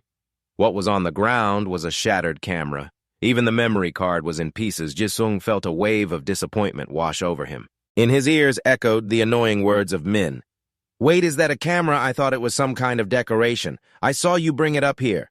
He scratched his head, laughing foolishly. "Sorry about that. I thought something was stuck on the wall. I thought it was a shock absorber. I didn't think it was yours." "Sergeant, sorry." Yoon casually kicked the camera's broken pieces and said, "Wow. The camera's broken. It seems your plan has gone up in smoke, huh? What I want to know most right now is..." She suddenly turned to grab Jinsung's shirt. "Why did you block my punch? You were passive and didn't resist looking innocent." He awkwardly raised both hands, replying, I helped you, so why are you treating me like this? The guy named Do-hun was confused because being an F rank and then Min-jun continued breaking the camera, is that skill or just luck? Jinsung and Se-hun both looked at them, Se-hun still gripping Jinsung's collar, pulling him along towards Min-jun and Do-hun. Hey, Jinsung, stop struggling and follow me. If you want to go somewhere, then let me go first. Min-jun looked a bit scared. He stuttered, what Seul suddenly pushed Jinsung forward. Don't whine about being low rank anymore, here is our rookie. Her unusual behavior made Jinsung very confused, but she didn't explain much, just warned Min-jun it's not too late, think it through. Min-jun seemed to understand what Se-hun meant, staring blankly for a long time without getting up, and she didn't say much, turning to leave. Let's go, rookie Jinsung, follow me. Se-hun acknowledged her. You really resemble Senior Unsung-ho. She didn't like hearing that, immediately scolding Nonsense, who said I look like that pig-headed guy. With a bang, the door to the rooftop slammed shut. The light of the setting sun faded. A group of defeated people hung their heads. Jisung cursed, damn it, closing the chapter. The scene shifted from the rooftop to a dark room, a hand holding a dagger. A scream of fear echoed. The walls were stained with blood. The victim pleaded, please spare me. The moonlight shone into the room, casting a shadow on the wall. A young man with a knife approached the victim, waving his lost hand in panic, shouting, don't come here!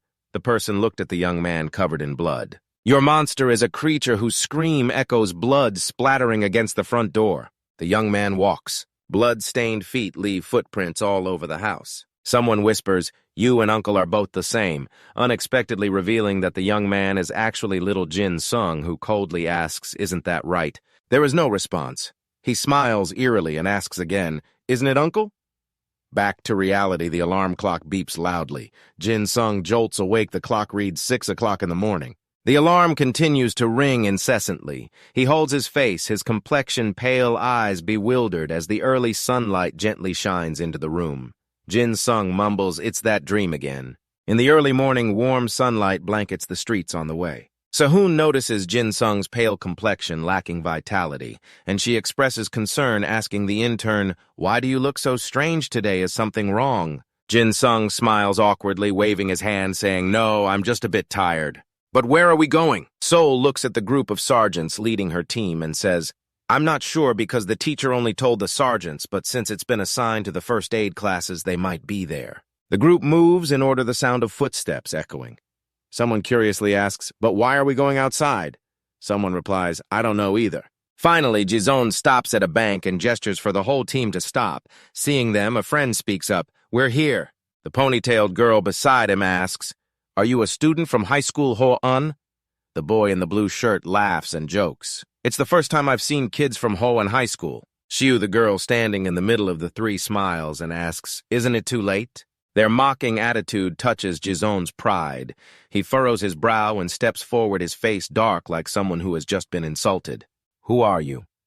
Xiu looks at him as if he were a monkey in a zoo, expressing her attitude. I'd rather watch Kim Seun than you. I've heard she's very beautiful and a genius. Feeling disrespected, Jinsung becomes even angrier. Kim Seun is the team leader of my squad. If you want to say something, you can talk to me. Xiu sarcastically replies, isn't this the ranking system I heard about before? The girl beside also chimes in. Their army role-playing looks really funny. Xiu mocks him, saying, tell me, who does he think he is? Jinsung activates his pride, raising his hand to declare, I am a student of Ho and Special Training High School Year 2 Squad 10 3rd Team. I ask again, who are you? The ponytailed girl teases, are you making fun of us? Xiu retorts, how did we meet you? The officer's vocabulary to insult others is truly poor. He opens his mouth and only has one phrase, you trash. Xiu loudly asks, what trash? At this moment, a hand rests on her shoulder from behind, stopping her. Hey, don't make a fool of yourself for the other schools. A foot in sneakers steps up to support Xiu and her friends. Sorry, our kids are a bit emotional. This is CEO Hoa. Upon seeing him, everyone gasps. So handsome. Who is he? The polite CEO Hoa extends his hand, introducing, we come from SEO Jong High School. He smiles warmly. Nice to meet you, fellow student from Korea. But Jinsung brushes Seong Woo's handsome hand away. Cut the act and explain. The boy in the blue shirt from earlier angrily curses, you bastard. Seong Hoa smiles, calming his classmates. Everyone calm down. At this moment, Seong approaches the lieutenant. Stop. She glared at Ji-won and warned him, "Don't you see our training points going down?" Ji-won looked away in annoyance, while Sol coldly glanced at Seung-hoon and the SEO Jong group. "You guys too." He looked at her with curious eyes, wondering if she was Kim Sol. Still wearing his harmless smile and gentlemanly demeanor, he extended his hand. "Nice to meet you, I am Lee Seung-hoon." Sewell cautiously glanced at his hand. She didn't shake hands, but asked, "Our team is here for the first aid class, right? But why are the kids from SEO Jong here instead of them?" She tilted her head. "Can you explain this?" The cheerful CEO replied, "We are the first aid class students you are looking for." He introduced his group of 4. "We are the second-year first aid class from SEO Jong we are looking forward to today." 2 groups stood in front of the Nara Bank. We didn't understand why it was called a bank. After gathering everyone, we went inside only to hear about the class division. Cao Trung-hee opened the bank door and walked in. Someone said, "I think both schools have a good relationship with this bank. It would be better to reveal that there is a joint class from both schools inside." They met a serious-looking guard in a black suit standing watch, and the bank looked quite nice. Thanks to the car, the flowers looked around as if it was reserved for us. Since customers had become scarce, the guard stepped forward to greet us. "You are the students here for the internship." The group marveled at the muscular guards. "Wow, they are so big. Is this the strength of the security staff?" A foot in women's shoes stepped up, introducing, "Hello, we are second-year students from Squad 10 3rd Team of Cao Trung-hee." She had a sword slung over her shoulder. "Standing straight, I am team leader Kim Sewell. I am looking forward to today." A guard commented, "Very young but mature." Another one laughed. Sewell ignored their mocking attitude. "If there is anything we need to do today, please let us know." The guard laughed loudly, showing he was amused by Sewell. "I like this kid. Almost to the point of wanting to hire her when she grows up, but she coldly replied, 'I must decline.'" Jinsung sighed quietly. "We are being treated like children on this trip." In reality, the inside of the bank was quite quiet, not many customers, and the staff wasn't too busy. Sol leaned against the wall, thinking, "They completely underestimate our fighting ability." She sighed, taking down the sword slung over her shoulder. After all, not many students could work in a bank, but we needed more points. She noticed a friend passing by. She softly called out, "Excuse me, Lee Seung-hoon?" He smiled and walked over, teasing her, "You can call me Lee Seung-hoon," stretching out the Seung-hoon. It was clearly not appropriate to call a newly met person like that. "That's so cheesy." She coldly replied, "All right, Lee Seung-hoon," she instructed. "Divide the class into 4 and arrange them into temporary teams. We want to make a good impression on the bank." Looking at her classmates, they seemed quite relaxed. Sehun felt uneasy. "I'm not even sure if the teacher is here at this time." An older bank employee asked, "Do you students want some snacks or drinks?" Go-yi excitedly replied, "Really?" Jong-hoon immediately raised his hand. "I want some things." Sol frowned. They seemed quite lax, like children, and neither side was having serious conversations. A bank employee passed by her and Sol, asking, "Shall we go get some coffee? What about you guys?" "It's like machine-brewed coffee. Everyone can get other drinks." Sol immediately thought of coffee smoothies, ice cream, and such. She felt something was off here. She dropped the sword against the wall and skipped out to ask why any bank staff were so relaxed, of course, meanwhile, in another corner of the bank. Jinsung leaned against the wall, quietly observing everyone relaxing while he was lamenting to himself that not much was happening when suddenly Seung-hoon appeared. "Hello?" He approached too closely, making Jinsung feel a bit scared. "Not feeling comfortable, huh?" "Ah, hello," Seung-hoon asked if he had been next to Kim Sun before. Jinsung took a few seconds to realize that the person in front of him was probably a high school student, Seojong Lee Seung-ho. Why did he know I was next to Senior Kim Sun? A thought suddenly flashed through his mind, and he figured he understood his purpose. Jinsung cheerfully asked, "Do you want me to help you inquire about Seoul? After all, that's my specialty." But surprisingly, Seoul waved his hand. "No, that's not it." Jinsung pretended to be clueless, pulling out his empty pocket. "Or do you want me to go buy bread? But I didn't bring any money today." Seung-hoon found it amusing and said, "No, I don't need bread." Jinsung, confused, asked, "Not bread, then what is it?" Seung-ho replied, "I happen to be interested." He looked at Jinsung for a long time, deliberately prolonging his speech with him. Seung-ho smiled brightly and asked if he wanted something to drink. He pointed behind him at the vending machine over there. Jinsung nodded slightly. "Okay, then." He glanced around, wondering if he should report to the sergeant or the squad leader. But seeing his classmates around were quite relaxed, and not in a guarding position, he thought it should be fine. At the vending machine, the two of them operated it, selecting drinks with a clatter. A can of soda fell into the compartment.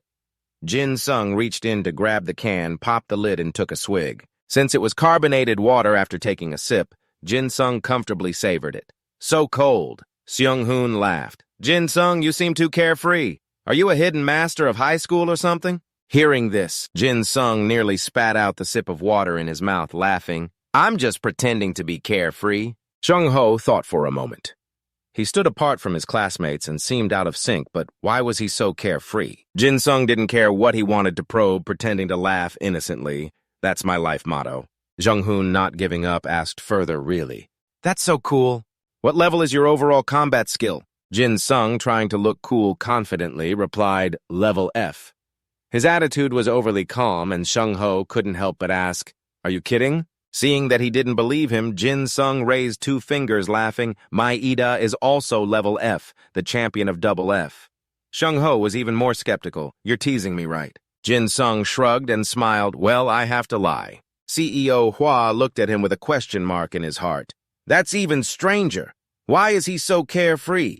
Jinsung finished the can of soda and casually threw the empty can into the trash. So what do you want to say? The can hit the wall, bounced off the vending machine, and then fell into the trash. The van driver looked on, eyes wide open in shock, and immediately pointed at the trash can, asking, how could you do that? Awesome, Jinsung was asked and felt itchy. He replied naturally, I just threw the can. But in the eyes of the flower car, it was a truly miraculous event. Then he raised his hand to admire it. I also tried it. Jinsung cheered me on. Come on. Unfortunately, the can of soda flew off and slipped away from the trash can, falling to the ground. Jinsung awkwardly remarked that he didn't have good reflexes either. He bent down to pick up the can, saying, I'm really weak, that's why I chose the emergency route.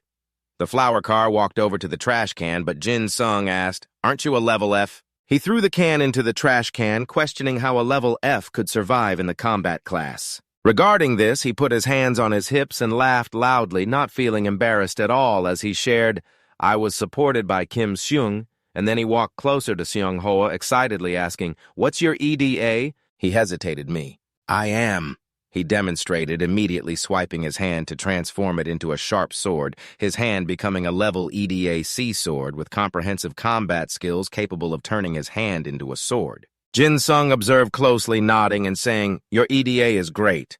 Isn't it there's so much potential for development? But Seung-hoa looked sad. I've heard that for a long time, but it has never leveled up even once. He transformed back to a fist, tightening his hand. Jinsung exposed his intention. You want to transfer to the combat class, so you're curious about how I survived, right? Seung-hoa shyly scratched his head. Oh yeah. Jinsung's expression was a bit gloomy, and not knowing what to think, he suddenly said, emergency skills are much better. You can save people. I think that's much better than an EDA that only knows how to fight.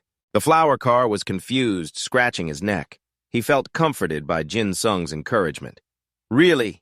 Jinsung bit his lip, feeling jealous. Of course. He turned to pat him on the shoulder. Be more confident and carefree. Jinsung quickly let go, feeling bitterly jealous.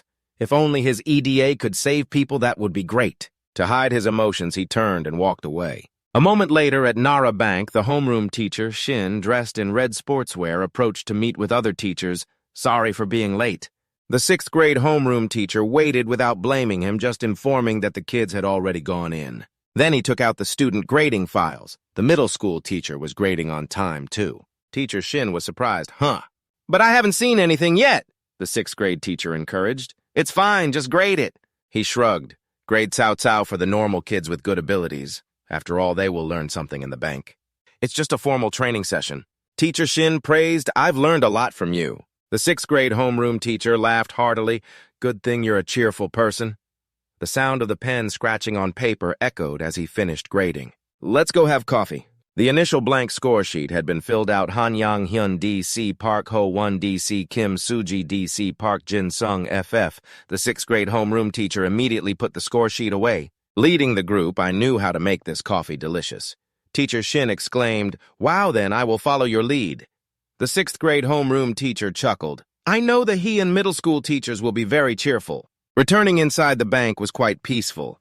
A friend assigned to stand at the door with Gohei complained about how tiring it was to stand at the door like this. She nodded in agreement, nothing was happening anyway. So the friend suggested to the sergeant to play rock, paper, scissors and buy drinks if they lost. Gohei chuckled. Sure, let's play, and the two started the game of rock, paper, scissors. The friend chose paper while Gohei chose rock, unaware that a group of armed individuals was approaching outside the door. Jong-hun, who was snacking, walked past them and called out a warning.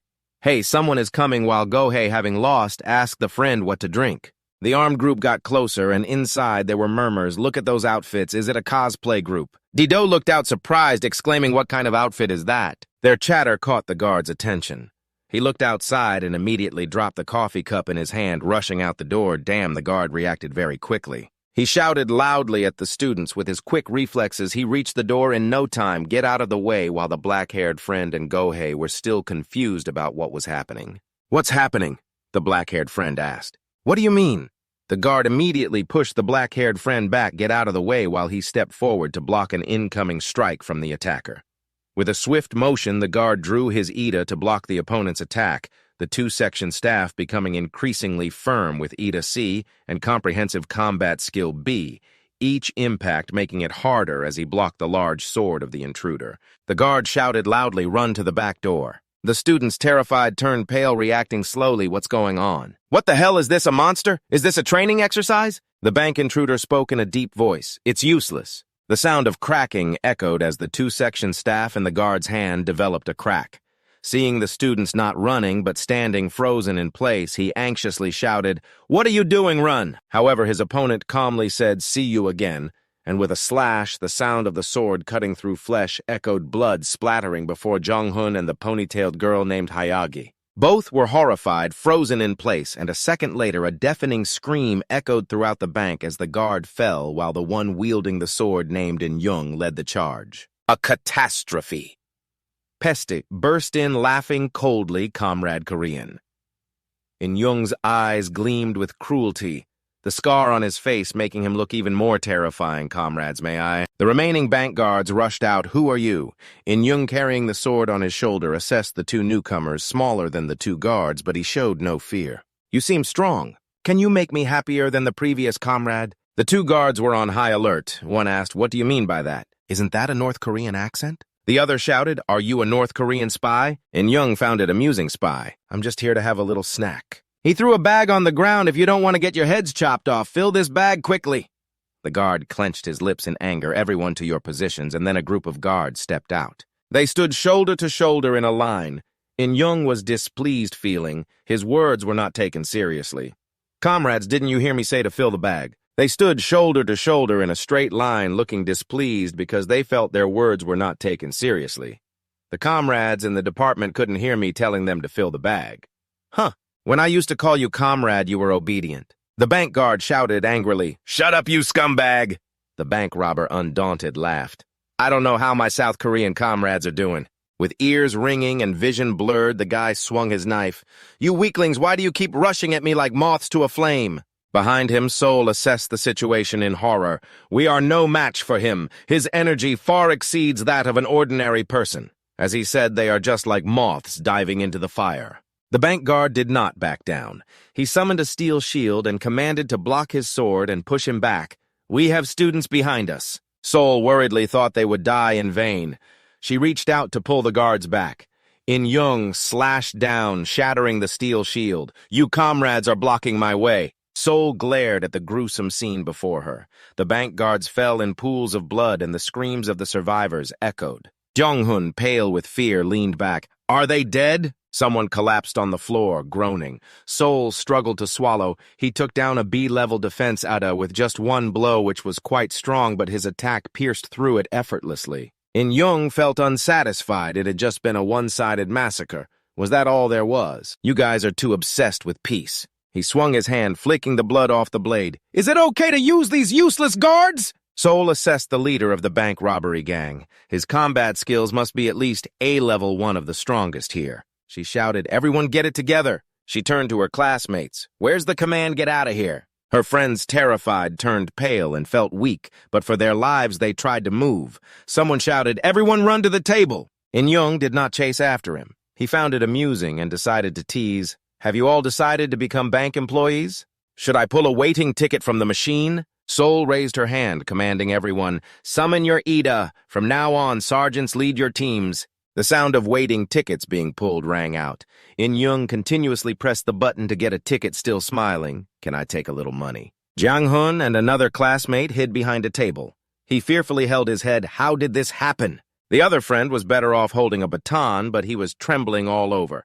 Shul remained quite calm, commanding, "Don't lose your will. We must hold on. Until the police or teachers find us." In-young kicked the black bag forward. "Don't be so cold. Aren't we supposed to help each other?" Sewell squinted, feeling anxious inside. What should I do? She wasn't sure if she could fight him alone. The scumbags behind him looked strong, too. In-young continued, "Our bags are a bit empty, so we want to seek some help." "Is every South Korean bank this cold to customers?" He looked at Sol behind the counter and asked, "What's your name, comrade? You seem quite brave." She replied, "Kim Sol." In-young, with the knife on his shoulder, smiled in a way he thought was friendly. "Brave, huh? Why don't you answer my question? What do you think I should do to get money from there?" A few bank employees in Seoul tried to make her stall for time even just a little, so she deliberately dodged the guy's question and tried to inquire about the situation. Because those guys went to rob a bank in those outfits, so it seems not. Shouldn't spies be like a group of people escaping from the beam? He doesn't look like a poor wretch, so she was curious about his purpose, not for money, right? In-young found it annoying to be called a spy, so he clarified that if they kept calling him a spy, he might have to introduce himself first. Feeling uneasy, she was secretly astonished that a criminal dared to reveal his identity. In-young didn't care much. He raised his hand to introduce the whole group, saying he didn't know if they had heard of them yet. "We are the Disaster Corps of Seoul." Surprised, she furrowed her brows tightly. It was a group with no clear history, no distinct clothing, no racial discrimination, and no class distinction. No rank distinction. A terrorist group operating against humanity worldwide. Wherever they pass, not even an ant can survive. They are a ruthless gang, the only characteristic being that no one survives. Her friend in the blue shirt from high school was scared to death. He turned pale with fear. They even have people in North Korea. In-young was not too pleased with their reaction. He kicked the pile of order slips on the ground and said, "I said we are the Disaster Corps. Why do you guys call it a disaster? These Koreans have been too westernized. Anyway, if you understand, then give me the money." Sehun fell to the ground, mumbling, and her friend took a whip and approached the large handbag to put the money in. "We just need to give him everything. If we do that..." While speaking, she suddenly fell silent because she saw Sol transforming. In-young seemed to find something interesting. He laughed unexpectedly as a horn sprouted from Sehun's forehead. She entered a combat stance, her expression cold and indifferent, warning her classmates to stay calm. "He never said he wouldn't harm us after we give him the money." In-young looked at her with interest. "That horn, that hair, I get it now." Sol stepped out from behind the counter. It seemed he knew her family, so it would be easy to fight. He said that, but she was still worried. If his men rushed in, there would be no hope left.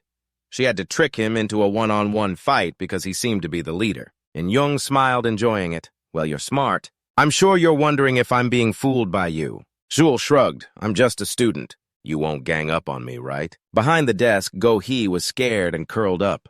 In-young snapped his fingers to signal his underlings not to interfere. "I like that courage. But it wouldn't be surprising if you came from a crazy goblin family." "You must be crazy, right?" Seeing that the guy still didn't meet his expectations, Sehun provocatively said, "You're talking too much. So are you planning to fight me or not?" The terrorist In-young laughed a cute challenge indeed. He slammed his sword down onto the ground with a clang, revealing a terrifying smile of an executioner. "All right, then. I accept that challenge." You goblin. In-young raised his sword, pointing it towards Sol. "Go ahead, girl. Are you daring enough to let me attack first?" "You must be quite confident."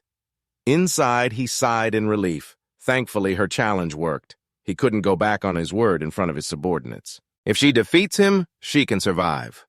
Sol reached her hand behind her back as usual to draw her sword, still thinking that she had to win to survive. But unfortunately, there was nothing behind her. This made her a bit panicked. Sol held her breath for a few seconds. "Where's her sword?" A memory suddenly flashed. She had put it down during the break. Why did she have to pull that bad habit now? While she was panicking and looking back, In-young darkened his face and attacked her. "Where are you looking, girl?" He slashed horizontally. "If you don't attack, I'll go first." Thankfully, Sol reacted quickly, leaning back to avoid a strike. The blade swished past her face, powerfully slicing through the concrete ceiling above which rumbled and collapsed right after she dodged the sword. Sol had to spin away from where she was standing, narrowly escaping death. She paled slightly at the sight of the concrete debris. If she got hit just once. A thought flashed through her mind, but thanks to that strike, Sol picked up a large piece of concrete and threw it at In-young, jumping up to use it like a surfboard. Now she had something to use. He sensed the unusual energy behind the concrete, a bit surprised, but he quickly turned and slashed hard, shattering that concrete piece. "Sneak attack, huh? Where's the courage you had earlier?" It was discovered Sol jumped back and landed on the ground. "Damn it!" In-young glared at her, who had been dodging all this time. He mocked, "Flying around, huh? You must be a goblin, not a flying squirrel." While taunting him, he still didn't forget to swing his sword. Sehun, without a weapon, could only use his agile body to dodge hiding behind the trading desk, his friend from the first aid team poking his head up to comment. "He's fighting the boss with the sword!" Jong-hun praised Kim Sehun amazing, so they cheered for her, Kim Soon's cheers gradually echoing throughout the office. Kim Soon hid deep inside. Jinsung was at a loss for words, his mind racing. This isn't the time to cheer. What should he do? "You hide with Lee Seon-hwa," he excitedly said. "Now I know why he's famous." "He's fighting the boss of Pesta." Jinsung turned to Lee Seon-hwa, placing a hand on his shoulder. "This situation is completely unbalanced. We have to run right now." Seung-hoon, confused, replied, "Run now, but which way?" Jinsung looked around and then up at the ventilation duct. "Going up there is the best option. The toilet, the cabinet under the table, anywhere that makes it hard for them to find us." Meanwhile, Sol was still trying to dodge In-young's sword. Jinsung instructed everyone, "We have to buy as much time as possible." Just as he finished speaking, Sol was hit in the stomach by the sword thrown back by In-young. Sol fell to the ground, struggling to sit up against the glass. In-young approached, grinning. "It's time to wrap up this cat-and-mouse game." "How do you feel about that?" Sewell clutched her chest and coughed up a mouthful of fresh blood. Her classmates were startled. "Is Kim Sewell defeated already? Is there anyone among us stronger than Kim Sewell? Are we doomed?" In-young pointed his blood-stained dagger at Sewell, slightly disappointed, asking her if that was all she had. She smiled and said maybe so. "Why don't you check me out?" The guy grinned, feeling that this game could come to an end. Even at the last moment, she was still a troublesome woman. Just as he raised the dagger, Jin suddenly slammed the table and shouted for everyone to scatter right after no one had time to react. "What's going on?" He had grabbed the shirt of the flower delivery guy and was running away. "I'm running here!" Dong-hun was stunned for a moment after seeing that. He and his classmates ran towards the emergency exit. "Run!" The girl running alongside was yelling as she ran up the stairs, tears welling in her eyes. Dong-hun was no different, running while cheering, "If we get caught, we'll die, run." Thanks to the chaos just now, In-young had paused and Sehun had also escaped a fate. The guy scratched his head, so they had decided quickly. He asked his teammates what they thought. The team members were very obedient. No one acted without orders. One person asked, "What are your orders, sir?" In-young issued the command to capture all the comrades of that rat bastard. The masked soldiers saluted and replied, "Yes, comrade," and then the group split up to chase after those who had just fled. In-young curiously thought, "Let's see how that comrade is different." But those stupid South Koreans didn't move at all. This elf girl was stalling for time. Where would she run to? The sound of 6 footsteps echoed in the emergency stairs. He concluded they would eventually be caught. Sewell wiped the blood from the corner of her mouth, feeling confused. He ordered his men to catch them, so he didn't intend to kill them. She stood up to continue facing In-young. If she could buy a little more time, the guy smiled with delight. "I like your toughness. You've proven to be a more useful girl than I am, right?" Suddenly, he spoke up.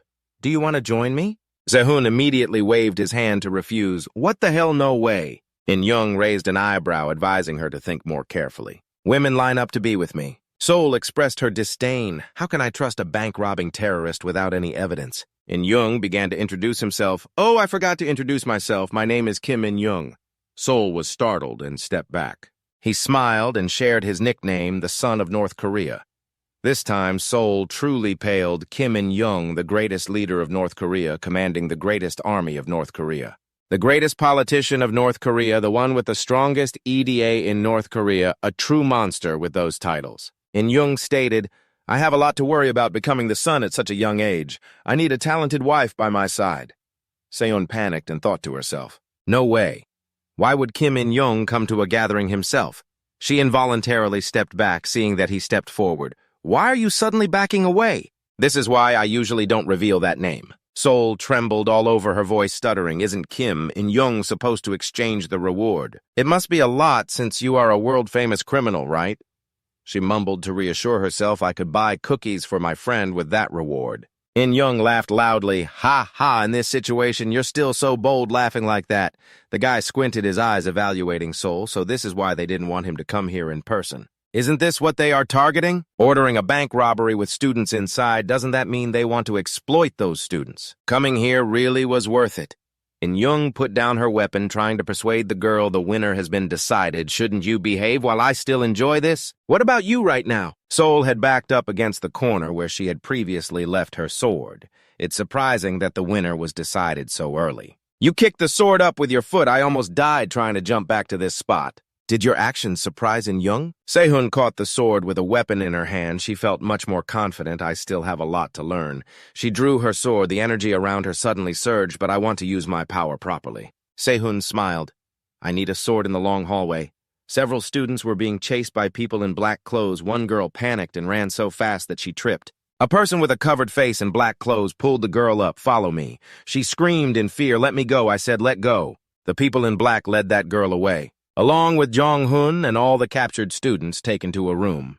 At the same time, on the other side in the men's restroom of the bank, Jinsung and Seong-hun were panting heavily. Hiding inside a restroom, Jinsung looked up, scratching his head, sighing. It must be because this is a bank that it's so clean here, right? Seong-hoa worriedly turned around and asked Jinsung, should we go up higher? This is only the 5th floor and the other kids are going up higher.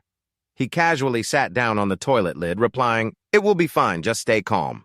Jinsung smiled, waving his hand as if to guide him. Just breathe for now. Seong-hoa frowned and asked again, Jinsung, are you okay? Jinsung's face was confused as he looked up at him, asking back, huh? Seong-hun recalled the bloody scene in the lobby earlier, thinking to himself, if we get caught, we might end up like those security guards. Yet he still looked completely fine. He glanced away, responding, nothing's wrong. Seong's voice echoed in the space. Anyway, if we stay here, we will be caught at any moment. Do you think we should quickly run away? He pulled the hand of the person sitting in front of him, suggesting to go up higher, but Jinsung remained seated, not standing up, analyzing silently in his mind. If it were Sehun, she would resist for a while, but in the end, Jinsung swung his arm out of Seong-hun's hand, affirming that running away would be useless. He pounded his chest, declaring, we have to fight them. Seong-hun was startled by his words, stepping back. What he hurriedly advised, can't you see those security guards over there? Even trained adults can't fight them. What do you think we a bunch of CNF guys can do against them? Jinsung's 2 hands were neatly placed on his legs when he suddenly asked a question full of implications. Lee Seong-hun, do you think souls have a reputation? Seol-hoa couldn't understand. Naturally, she asked, what are you talking about? Jinsung recounted that he had overheard something earlier. He recalled what he had heard back then, that Kim Seul's fighting ability was once ranked D when she was young, but now she is ranked A. Jisung firmly asserted that he didn't think EDA could be an ultimate standard for judging people. There's no need to be sad about your rank. Seong-hoa glared at him, her face completely blank at that moment as the elevator doors opened in the hallway. People dressed in black, their faces covered, were standing inside the restroom. Seong-hoa was sweating profusely with worry and said, Jinsung, the reason you're talking about this now is because the feet in black high-top shoes were stepping cautiously down the hallway. Upon hearing footsteps from outside, they became alert. I think they have arrived. What do we do now? We have to hide. From inside the restroom, Jinsung's voice came, Lee Seong-hun, you have a much better EDA than I do. If you put your all into it, you can add all sorts of amazing improvements. Outside, the man in black had also reached the restroom door. Seong-hoa completely ignored what he said and turned to face the door, reminding him to be quiet. They will find us, Jinsung. Jinsung placed his hand directly on his shoulder and called out, Seong-hoa, listen here. CEO Eung-hoa looked confused, tilting his head to face him. What? Jinsung leaned slightly forward, staring seriously at him. Just trust me, and from now on, do what I say. Inside the restroom, all the rooms were fitted with white ceramic sinks. A man in black entered loudly, demanding, You bastards, we heard you come out! He leaned one hand on his hip, his tone extremely arrogant as he threatened, The leader doesn't like slowpokes.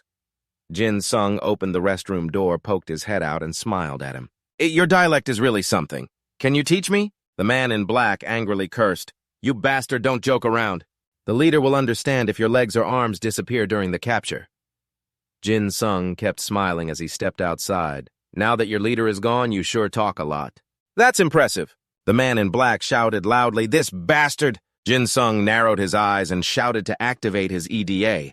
A dagger appeared in his hand as he pointed it directly at him. He mocked, What is this? Are you trying to tell me that this is your soul's essence? The man in black also used his EDA. His legs were emitting light. Stop talking nonsense and be quiet, he shouted as he lunged towards Jinsung at lightning speed. Accept being captured. The information display showed the content legs accelerating from 0 to 100 in 1 second, EDA rank B, overall fighting ability B. Once you start running, you will accelerate from 0 to 100 in 1 second. Jinsung was monitoring the situation in front of him while instructing the person in the restroom. Lee Seung-hoon, you have to run like I told you before, okay? Jinsung was monitoring the situation in front of him while instructing Lee Seung-hoon, who was in the restroom. You have to run like I told you before, okay? The man in black clothing lunged very close to you, intending to run away, but I will have to capture both of you. The eyes behind Jinsung's glasses glinted with a red light. An information panel appeared, stripping away the absolute life of the combat ability S. The body's capability would triple compared to normal, and a wave of oppressive black energy radiated from Jinsung. In front of him, the man in black was still rushing towards him. He stopped right in front of Jinsung and moved his arm extremely quickly, swinging his fist to attack. Jinsung gently leaned aside and was able to dodge his punch. He was too slow. The man trembled with rage, cursing the bastard, while the other had not yet reacted. Then a slash struck straight into his chest. Jinsung did not stop, but pressed in to slash repeatedly at various points on his body, using force to drive the blade down. Laughing maniacally, "Ha ha ha, I'm sorry, I'm very sorry." The mask covering the head of the man in black was torn by the blade. He struggled to hold Jinsung's hand, moaning, "You are actually a crazy bastard." Jinsung smirked, his eyes slightly narrowed, as if searching for something on the man in black. Finally, he glanced down, focusing on his legs. Jinsung suddenly exclaimed, "Surely accelerating from 0 to 100 in 1 second would be convenient, right?" The information panel displayed the content legs accelerating from 0 to 100 in 1 second. EDA B, overall combat ability B. Once you start running, you will accelerate from 0 to 100 in 1 second. The man in black stared wide-eyed. "Is that my soul? Do you see my soul?" Jinsung excitedly laughed, pulling out the bloodied dagger. "What if I cut your Achilles' heel?" A stream of blood spurted from one side of the man in black's chest. He pondered, asking what would happen if what you needed to activate your EDA was destroyed. Jinsung pinned him down to the ground, his eyes flashing red, speculating that perhaps your name would drop. He continued to raise the dagger in his hand. "Should I pin it here?" "There are many possibilities. I can't choose. Humans will be submerged in the desire to end the lives of others." The man in the taxi trembled, calling out to Jinsung. Jinsung stopped his actions, remaining silent, slowly tilting his head toward him. Seung-hoon Jun could no longer stand firm. Jinsung's face was now smeared with blood, curiously asking, "Did you call me?" Seung-hoon, not receiving an answer, asked again, "What's wrong, Seung-hoon? Why are you calling me?" Seung-hoon's white leather shoes stepped back to avoid the bloodstains on the ground. His body trembled weakly, urging him to stop and just run away. Jinsung laughed twice. "Ha ha, you're mistaken. Who do you think needs to run right now?" He stood up, dragging the man in black, who was no longer moving, to stand up as well. "Answer me, Seung-hoon." He trembled upon hearing Jinsung's voice calling his name. Seung-hoon must destroy EDA or end the opponent's life to effectively conclude it. In Jinsung's eyes reflected the image of Seung-hwa. With a face full of panic and trembling, he called out, "Jinsung!" His presence calmed Jinsung down after the bloodthirst, and he stammered, "Lee Seung-hwa." Suddenly, he clutched his face in pain. Then he unexpectedly lunged at the enemy and shouted loudly, "Leave!" Jinsung's glasses fell to the ground as he dove toward the enemy, then he controlled this person. While shouting at Seung-hwa, "Hurry up, run quickly, Seung-hwa." However, he still looked a bit confused and exclaimed, "Jinsung." At that moment, Jinsung suddenly said, "Once my hand turns into a blade." While he was frantically slashing at the enemy, he loudly asked, "Does that mean my body has become a solid sword?" "It should be able to, right or not." Your question made Seung-hoon hesitate, unsure of how to respond, and he could only call Jinsung before turning around and leaving. While following Jinsung's instructions to run, he shouted loudly, "I'm sorry for having to run ahead!" At that moment, only Jinsung remained in the restroom, mumbling to himself as if he had lost control. "That's still not enough, that thing. He really saw you suddenly talking to yourself. The guy you hit is still strong enough to mock you. Are you out of your mind?" Annoyed that this guy dared to insult him, Jinsung shot a sharp look at him and said, "You're not happy at all." "I will have 13 rounds. Your words made him a bit scared, exclaiming, 13 rounds in this situation. And he was still thinking about reporting this to the boss, not expecting that there was a jerk hiding his strength in such a situation. "I need to report to the leader somehow." Of course, Jinsung wouldn't let this guy carry out his actions. He sent him off to the afterlife and calmly mumbled, "I don't even know," at the same time in the control room. Seun, with a sharp sword in hand, said that he finally understood that the one fighting with her was In-young, who seemed to highly appreciate her beauty but also looked down on her abilities. A beautiful sword combined with a face she wasn't angry at being underestimated, but instead challenged him. "You will change your mind when I use it to hit you, right?" This action made In-young even more interested. "So you think you can face me now?" Immediately, the guy swung his sword towards Seol, but she quickly used her sword to block it, both of them clashing fiercely. Suddenly, Seol said, "Not so fast." In-young was surprised and asked, "What did you just do?" "You deflected my soul sword. Your sword possesses divine energy." Responding to the guy's question was Sehun's mocking tone. "How would I know anything about Yoreda?" He thought that ridiculous attack of his was not due to strength, but rather the influence of Ada. In-young didn't care about this remark, and secretly thought she should slice along the sword if it was hard to use. The guy looked at the sword with interest and remarked, "That's quite a strange sword." He realized the potential of this sword. That sword truly has the ability to be the weakness of the soul sword. At that moment, Seol casually spoke about the sword in his hand. "Everyone says I have the potential to have my family heirlooms stolen because of the rumors about this sword. According to what the system indicated, the sword was meant to confront the strong with 4 tiger killers among the constellations. The sword is likened to a storage place for the power of the stars, and based on the user's ability, it can shatter Ida." Speaking of this, Seol coldly declared, "The important thing is that I can merge with this sword."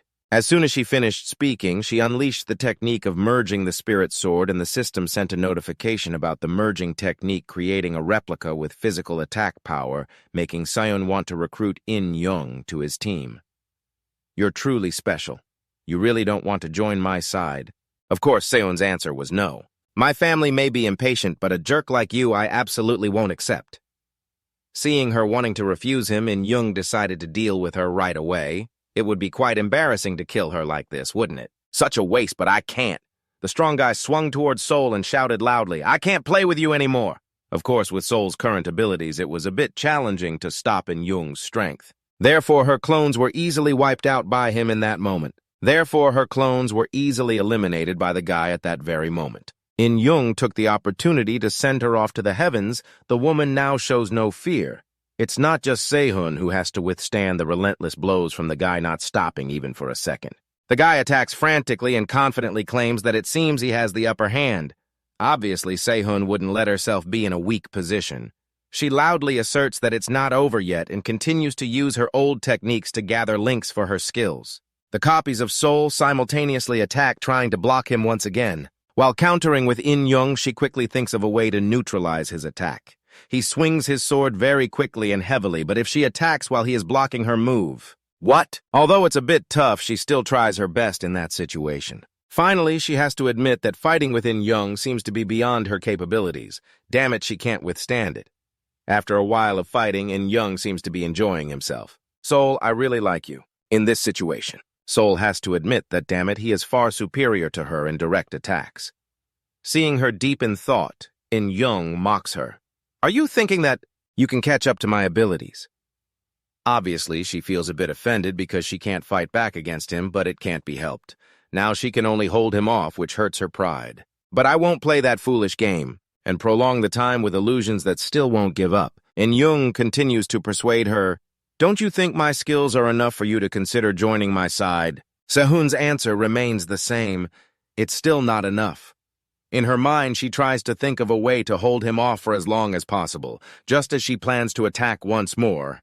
Suddenly, there are screams that make her turn back. Her friends are all captured by the enemies, leaving them no choice but to call for me. "I'm sorry, please save me." The current situation leaves Seoul in shock. They have already captured a few of them. Why are they coming in from outside? The absence of anyone rescuing the hostages makes her realize that in this chaotic state, there are usually police or military surrounding them. They can't act because of the hostages. At this moment, In-young turns to ask a subordinate, "Aren't any of the comrades going up the stairs from behind?" "Why did you bring the comrades from the north inside?" A subordinate quickly replies, "Yes, sir, we split into two groups. The bastards from the north rushed in through the window in the corner. They have divided the groups to make it easier to capture, choosing a nest of students while the rest wait outside to catch those jumping through the window. Other groups are checking to see if anyone is left behind. Comrades who haven't returned are now going upstairs to check if there are any remaining from the north."